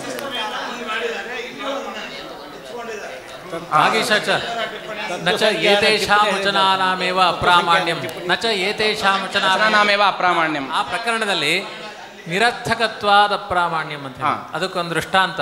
ಶೃಣ್ಯೇವ ಗೃಣ್ಯೇವ ಜರ್ಭರಿ ಇತಿ ವಾಕ್ಯಂ. ಪೂರ್ತಿ ಹೇಳಿ ಅದರದ್ದು ಏನಾದರೂ ವ್ಯಾಖ್ಯಾನ ಸರ್. ಶೃಣ್ಯೇವ ಗೃಣ್ಯೇವ ಅನ್ನೋದಕ್ಕೆ ಅಶ್ವಿನಿ ದೇವತೆಗಳು ಅಂತ ಅರ್ಥ. ಅಲ್ಲಿ ನಿರರ್ಥಕ ಅಲ್ಲ, ಆದ್ದರಿಂದಾಗಿ ವೇದವು ಪ್ರಮಾಣ. ಭ್ರಾಂತಿತ್ವವನ್ನು ಒಪ್ತಾರೆ. ಯಾಕೆ ಅಂತಂದರೆ ದೇವದತ್ತನ ಶರೀರವು ಪ್ರತಿಕ್ಷಣವೂ ಉಪಚಯ ಅಪಚಯಗಳಾಗ್ತಾ ಇರತ್ತಾದ್ದರಿಂದಾಗಿ ಅವನಲ್ಲಿ ಅಲ್ಲಿ 3 ಉತ್ತರಗಳನ್ನು ಆಚಾರ್ಯ ಕೊಟ್ಟಿದ್ದಾರೆ. ಒಂದು ಆದಿಪದದಿಂದ ದೇವದತ್ತನನ್ನು ಇಟ್ಕೊಳ್ಬೇಡಿ, ಆದಿಪದದಿಂದ ಅಲ್ಲಿ ನೀವು ಹೇಳುವಂಥ ಪರಮಾಣುಗಳನ್ನು ಇಟ್ಕೊಳ್ರಿ. ತದೇವೇದಂ ಸೋಯಂ ಪರಮಾಣು ಅಂತ, ಅಥವಾ ಸೋಯಂ ಆಕಾಶ, ಆಕಾಶಕ್ಕೆ ನಿತ್ಯತ್ವವನ್ನು ಒಪ್ಪಿದಾರಾದ್ದರಿಂದಾಗಿ ಸೋಯಂ ಆಕಾಶ ಅಂತಾದರೂ ಇಟ್ಕೊಳ್ಳಿ ಅಂತ ಆದಿಪದದಿಂದ ಸೂಚನೆ ಮಾಡಿದ್ದಾರೆ. ಅಥವಾ ದೇವದತ್ತನನ್ನೇ ಸೋಯಂ ದೇವದತ್ತ ಅನ್ನೋ ದೃಷ್ಟಾಂತವನ್ನೇ ಇಟ್ಕೊಂಡು ಕೂಡ ಸಮರ್ಥನೆ ಮಾಡ್ಬೋದು. ಹೇಗೆ ಅಂತಂದರೆ, ಸೋಯಂ ದೇವದತ್ತನಿಗೆ ಉಪಚಯ ಅಪಚಯಗಳನ್ನು ಹೇಳುವ ಮೂಲಕ ಸೋಯಂ ದೇವದತ್ತ ಅನ್ನೋ ಪ್ರತಿವಿಜ್ಞಾಗೆ ಭ್ರಾಂತಿತ್ವವನ್ನು ಒಪ್ಪಿದರೆ ಕ್ಷಣಿಕವಾದಿಗಳಿಗೆ ಸ್ಥಾಯಿತ್ವವನ್ನು ಇವರು ಸಾಧನೆ ಮಾಡಿದಂತ ಆಗೋದಿಲ್ಲ. ಯಾಕೆ ಅಂತಂದರೆ, ಯಾವುಗಳಲ್ಲಿ ಅಲ್ಲಿ ವಿಚಾರ ಬರುತ್ತೆ ಅಂತಂದರೆ, ಆತ್ಮನನ್ನು ಅವರು ಒಪ್ಪೇ ಇಲ್ಲ, ಆದ್ದರಿಂದ ಆತ್ಮನಲ್ಲಿ ನಮಗೆ ವಿವಾದ ಎನ್ನುವಂಥದ್ದು ಬರೋದಿಲ್ಲ. ಇನ್ನು ಪೃಥ್ವಿಯನ್ನು ಒಪ್ಪಿದ್ದಾರೆ, ಆದರೆ ಪೃಥ್ವಿಯೆಲ್ಲವೂ ಕೂಡ ದೇವದತ್ತನ ಸಮವಾದ್ದರಿಂದಾಗಿ ದೇವದತ್ತನಿಗೆ ನೀವು ಕ್ಷಣಿಕತ್ವವನ್ನು ಒಪ್ಪಿದರಾದ್ದರಿಂದ ಅಲ್ಲೂ ಕೂಡ ಸ್ಥಾಯಿತ್ವವನ್ನು ಸಾಧನೆ ಮಾಡಿದಂತಾಗೋದಿಲ್ಲ. ಅಪು ತೇಜೋ ವಾಯು ಇವುಗಳಿಗೆ ವಾಯುಪಘಾತದಿಂದ ಅನಿತ್ಯತ್ವವನ್ನು ಒಪ್ಪಿದರಾದ್ದರಿಂದಾಗಿ ಅಲ್ಲೂ ಕೂಡ ಸ್ಥಾಯಿತ್ವವನ್ನು ಸಾಧನೆ ಮಾಡಲಿಕ್ಕೆ ಬರೋದಿಲ್ಲ. ಆಕಾಶವನ್ನು ಅವರು ಕೂಡ ಸ್ಥಾಯಿ ಅಂತ ಅಂಗೀಕಾರ ಮಾಡಿದ್ದಾರೆ. ಆಕಾಶ ಕಾಲದಿಗೆ ಆತ್ಮನನ್ನು ಅಂಗೀಕಾರ ಮಾಡಿಲ್ಲ. ತಥಾಚ ಕೊನೆಗೆ ಎಲ್ಲಿ ವಿವಾದ ಬರುತ್ತೆ ಅಂತಂದರೆ ಪರಮಾಣುವಿನ ವಿಷಯದಲ್ಲಿ ವಿವಾದ ಬರುತ್ತೆ. ಆದರೆ ಪರಮಾಣು ಎನ್ನುವಂಥದ್ದು ಪ್ರತ್ಯಕ್ಷ ಗೋಚರವೇ ಅಲ್ಲ, ಆದ್ದರಿಂದಾಗಿ ಅಲ್ಲೂ ಕೂಡ ಸ್ಥಾಯಿತ್ವವನ್ನು ಸಾಧನೆ ಮಾಡಲಿದಂತ ಆಗೋದಿಲ್ಲ. ಇಲ್ಲ, ನಾವು ಲಕ್ಷಣದಲ್ಲಿ ಕ್ಷಣಿಕತ್ವ ಲಕ್ಷಣದಲ್ಲಿ ವ್ಯತ್ಯಾಸ ಇದೆ. ಪೂರ್ವಾಪರ ಕಲಾವಿಕಲ ಕಾಲವೃತ್ತಿತ್ವಂ ಕ್ಷಣಿಕತ್ವಂ ಅಂತ ಅವರು ಹೇಳ್ತಾರೆ, ನಾವು ಆಶುತರ ವಿನಾಶಿತ್ವಂ ಕ್ಷಣಿಕತ್ವಂ ಅಂತ ಹೇಳ್ತೇವೆ. ಪೂರ್ವಾಪರ ಕಲಾವಿಕಲ ಕಲಾ ಅಂತಂದರೆ ಭಾಗ ಅಂತರ್ಥ. ಪೂರ್ವಕಾಲ, ಅಪರಕಾಲ, ಮಧ್ಯಕಾಲದಲ್ಲಿ ವೃತ್ತಿಯಾದದ್ದು ಯಾವುದು, ಅದು ಕ್ಷಣಿಕ ಪದಾರ್ಥವೇ ಆಗಿರುತ್ತೆ ಅಂತ. ಕಲಾವಿಕಲವಾದ ಒಂದು ಕಾಲ ಅಂತಂದ್ರೆ ಯಾವ ಕ್ಷಣದಲ್ಲಿ ಇರುತ್ತೋ ಆ ಕ್ಷಣ ಮಾತ್ರವನ್ನು ಇಟ್ಕೊಳ್ಳಿಕ್ಕೆ ಬರುತ್ತೆ ಅಂತ. ವಿಭಾಗ ಭಾಗ ಭಾಗ ಭಾಗ ಸ್ವಾಮಿ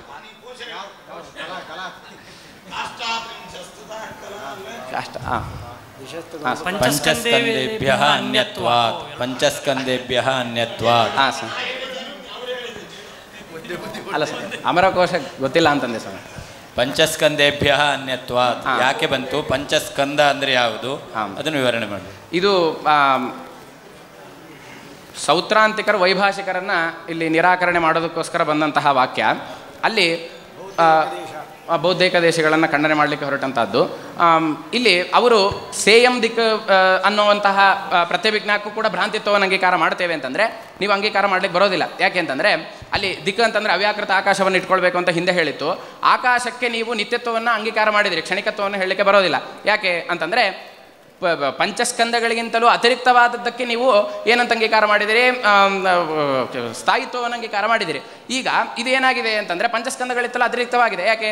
ಪಂಚಸ್ಕಂದಗಳು ಯಾವುವು? ರೂಪಸ್ಕಂದ, ವಿಜ್ಞಾನಸ್ಕಂದ, ರೂಪಸ್ಕಂದ, ಸಂಜ್ಞಾಸ್ಕಂದ, ವೇದನಾಸ್ಕಂದ, ಸಂಸ್ಕಾರಸ್ಕಂದ, ವಿಜ್ಞಾನಸ್ಕಂದ. ರೂಪಸ್ಕಂದ ಅಂತಂದರೆ ರೂಪರಸಗಂಧ ಸ್ಪರ್ಶಗಳು. ಸಂಜ್ಞಾಸ್ಕಂದ ಅಂತ 5 ಮಾತ್ರ. ಹಾಂ, ರೂಪಸ್ಕಂದ. ಸಂಜ್ಞಾಸ್ಕಂದ ಅಂತಂದರೆ ಸವಿಕಲ್ಪಕ ಜ್ಞಾನ. ವೇದನಾಸ್ಕಂದ ಅಂತಂದರೆ ಸುಖ ದುಃಖಗಳು. ವೇದನಾಸ್ಕಂದ. ಸಂಸ್ಕಾರಸ್ಕಂದ ಅಂತಂದರೆ ಸಮನಂತರ ಪ್ರತ್ಯಯ, ಅಂದರೆ ಪ್ರತ್ಯಯ ಅಂದರೆ ಸಮ್ಯಕ್ ಪೂರ್ವವರ್ತಿ ಜ್ಞಾನಂ, ನಮ್ಮ ಪೂರ್ವದಲ್ಲಿ ಇರುವಂತಹ ಒಂದು ಜ್ಞಾನ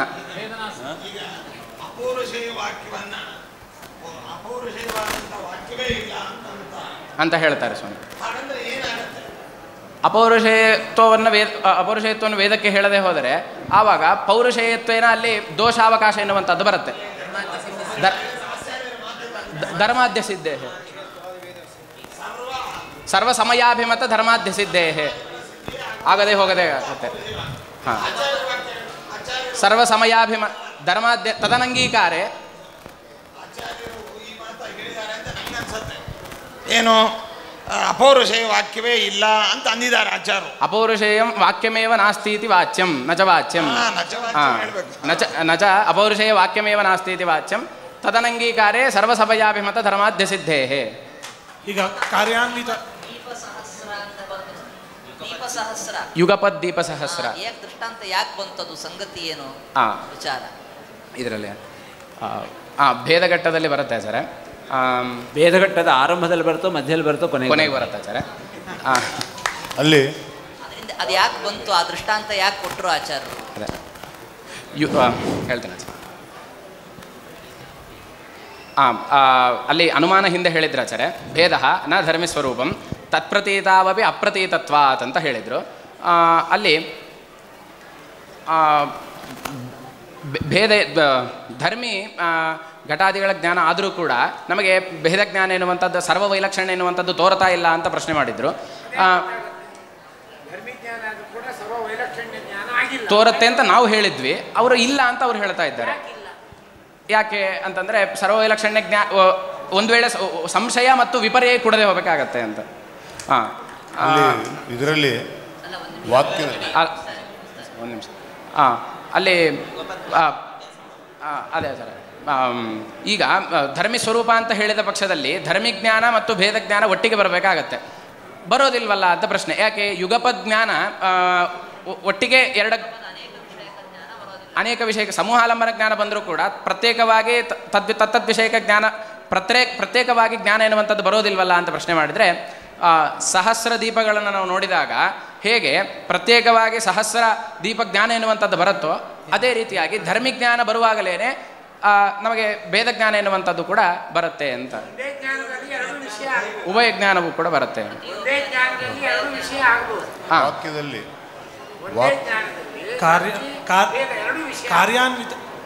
ವಾಕ್ಯದಲ್ಲಿ ಆಪ್ತೋಕ್ತತ್ವ ಗುಣ ಇದ್ದಾಗ ಮಾತ್ರ ವಾಕ್ಯಜನ್ಯ ಜ್ಞಾನದಲ್ಲಿ ಪ್ರಾಮಾಣ್ಯ ಬರುತ್ತೆ. ವೇದದಲ್ಲಿ ಆಪ್ತೋಕ್ತತ್ವ ಗುಣ ಇಲ್ಲಆದ್ದರಿಂದ ತಜ್ಜನ್ಯ ಜ್ಞಾನದಲ್ಲಿ ಪ್ರಾಮಾಣ್ಯ ಹೇಗೆ ಅನ್ನೋ ಆಶಂಕೆಗೆ ಟೀಕೆಯಲ್ಲಿ ವಿಶ್ಲೇಷಣೆ ಇದೆ. ಅಲ್ಲಿ ಒಂದು ದೃಷ್ಟಾಂತ ಕೊಟ್ಟು ಅದನ್ನು ಸಮರ್ಥನ ಮಾಡ್ತಾರೆ.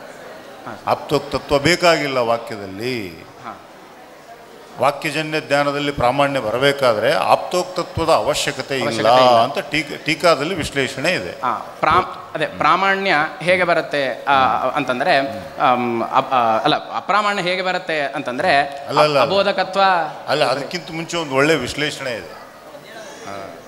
ಆಪ್ತೋಕ್ತತ್ವ ಅನ್ನೋದು ಅದು ಯಾದೃಚ್ಛಿಕವೋ ಅಂತೆಲ್ಲ ಒಂದು ವಿಶ್ಲೇಷಣೆ ಇದೆ ಟೀಕೆಯಲ್ಲಿ. ಗುಣಜನ್ಯತ್ವವನ್ನು ಹೇಳಿದ್ರೆ ಯಾದೃಚ್ಛಿಕ ಸಂವಾದಿಯಲ್ಲಿ ದೃಷ್ಟಾಂತ ಕೊಟ್ಟು ಸಮರ್ಥನೆ ಮಾಡ್ತಾರೆ. ಅದಕ್ಕಿಂತ ಮುಂಚೆ ವಿಕಲ್ಪಗಳನ್ನು ಆ ವಿಕಲ್ಪ ಚೆನ್ನಾಗಿದೆ, ಆ ವಿಶ್ಲೇಷಣೆ ಚೆನ್ನಾಗಿದೆ ಟೀಕಾದಲ್ಲಿ.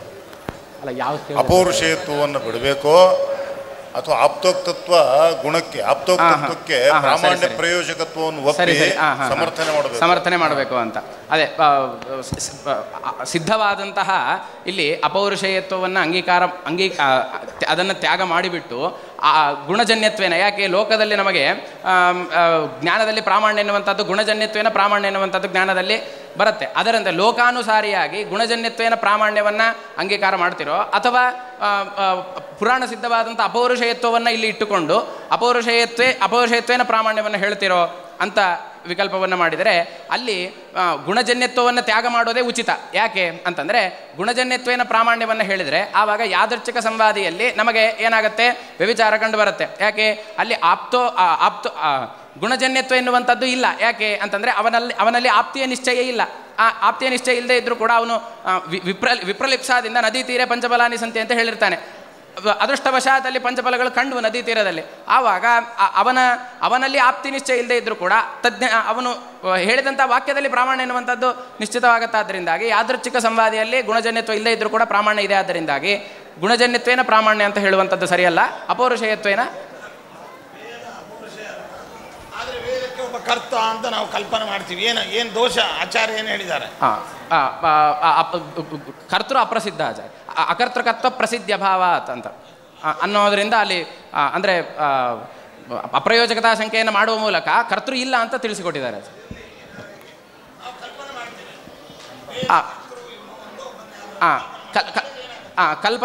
ಕಲ್ಪನಾ ಗೌರವ ದೋಷ ಎನ್ನುವಂಥದ್ದು ಬರುತ್ತೆ. ಈಗ ಕರ್ತೃ ಇಲ್ಲ ಅಂತಾದರೆ ಕರ್ತೃ ಇಲ್ಲ ಅಂತ ಅಲ್ಲ, ಅಕರ್ತೃಕತ್ವ ಪ್ರಸಿದ್ಧಿಮತ್ವಮೇ ವೇದತ್ವಂ. ಅಕರ್ತೃಕತ್ವ ಪ್ರಸಿದ್ಧಿ ಅಭಾವವನ್ನು ಹೇಳಬಾರದು, ಅಕರ್ತೃಕತ್ವ ಪ್ರಸಿದ್ಧಿ ಅಭಾವವನ್ನು ಹೇಳಬಾರದು. ಅಲ್ಲ, ಅಕರ್ತೃಕತ್ವ ಪ್ರಸಿದ್ಧಿ ಮತ್ವವನ್ನು ಉದಯನಾಚಾರ್ಯರು ಒಪ್ಪಿದ್ದಾರೆ. ಅವರು ಏನು ವಿವರಣೆ ಕೊಟ್ಟಿದ್ದಾರೆ? ಅದೇ ಪ್ರತ್ಯಕ್ಷಾದಿ ಮೂಲ ಅನುಪಲಭ್ಯಮಾನತ್ವೇ ಸತಿ ಮಹಾಜನ ಪರಿಗೃಹೀತತ್ವಂ ವೇದತ್ವಂ ಅಂತ ಕೊಟ್ಟಿದ್ದಾರೆ. ಅಲ್ಲ, ವೇದಕ್ಕೆ ಕರ್ತೃ ಇಲ್ಲ ಅಂತಾದರೆ ಅಲ್ಲಿ ವಿಧಿ ಅರ್ಥವಾದಗಳೆಲ್ಲ ಇದೆ. ಅರ್ಥವಾದಗಳೆಲ್ಲ ಅಂದ್ರೆ ವಿಧಿ ಆಗ್ಬೇಕು ಅಂತಂದ್ರೆ ಒಬ್ಬರ ಪ್ರೇರಣೆ ಆಗ್ಬೇಕಾದ್ರೆ ಪ್ರೇರಕ ಪುರುಷ ಇರಬೇಕು.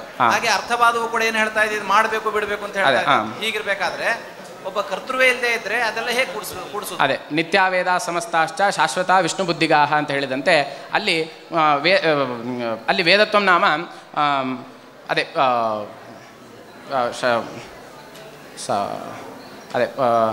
ಕೂಟಸ್ಥ ನಿತ್ಯತ್ವವನ್ನು ಅಲ್ಲಿ ವಿಶ್ಲೇಷಣೆ ಮಾಡಬೇಕಾದ್ರೆ ವೇದದಲ್ಲಿ ಪುರುಷಾಭಿಪ್ರಾಯ ಗರ್ಭಿತವಾಗಿಯೂ ಕೂಡ ವೇದವು ತಿಳಿಸಿಕೊಡುತ್ತಾದ್ದರಿಂದಾಗಿ ಅಲ್ಲಿ ಪ್ರವೃತ್ತಿಯನ್ನು ನಿವೃತ್ತಿಯನ್ನು ಹೇಳುತ್ತಾದ್ದರಿಂದಾಗಿ ಅದು ಪುರುಷನಿಂದ ಅದು ಉಚ್ಚರಿತವಾದಾಗ ಮಾತ್ರ ಪ್ರವೃತ್ತಿ ನಿವೃತ್ತಿ ವಿಷಯ ಆಗಬೇಕಂತೇನು ನಿಯಮ ಇಲ್ಲ ಅಂತ ದೃಷ್ಟಾಂತ ಕೊಟ್ಟಿದ್ದಾರೆ. ಪುರುಷನಿಂದ ಉಚ್ಚರಿತವಾದಾಗ ಅದು ನಿಯಮ. ದಯವಿಟ್ಟು ಮಾತಾಡಬೇಡ, ಇಲ್ಲಿ ಕೂತವರು ಯಾರು ಮಾತಾಡಬಾರ್ದು. ಕರ್ತ ಅಂತ ಅದೇ ಆಚಾರ ಗೂಢಕರ್ತೃತ್ವನ ವಾಕ್ಯದಲ್ಲಿ ವೇದತ್ವ ಎನ್ನುವಂಥದ್ದು ಬರಬೇಕಾಗತ್ತೆ ಅಂತ. ಯಾಕೆ ಅಲ್ಲೂ ಕೂಡ ಅದೇ ಗೂಢಕರ್ತೃಕ ವಾಕ್ಯ ಮತ್ತು ಗೂಢಕರ್ತೃಕಕ್ಕೆ ಪರಂಪರಾ ವಿಚ್ಛೇದ ಇದೆ. ಪರಂಪರಾ ಪರಂಪರಾ ಇಲ್ಲ. ರಚನೆ ಮಾಡಿ ನಾನೇ ಕರ್ತೃ ಅಂತ.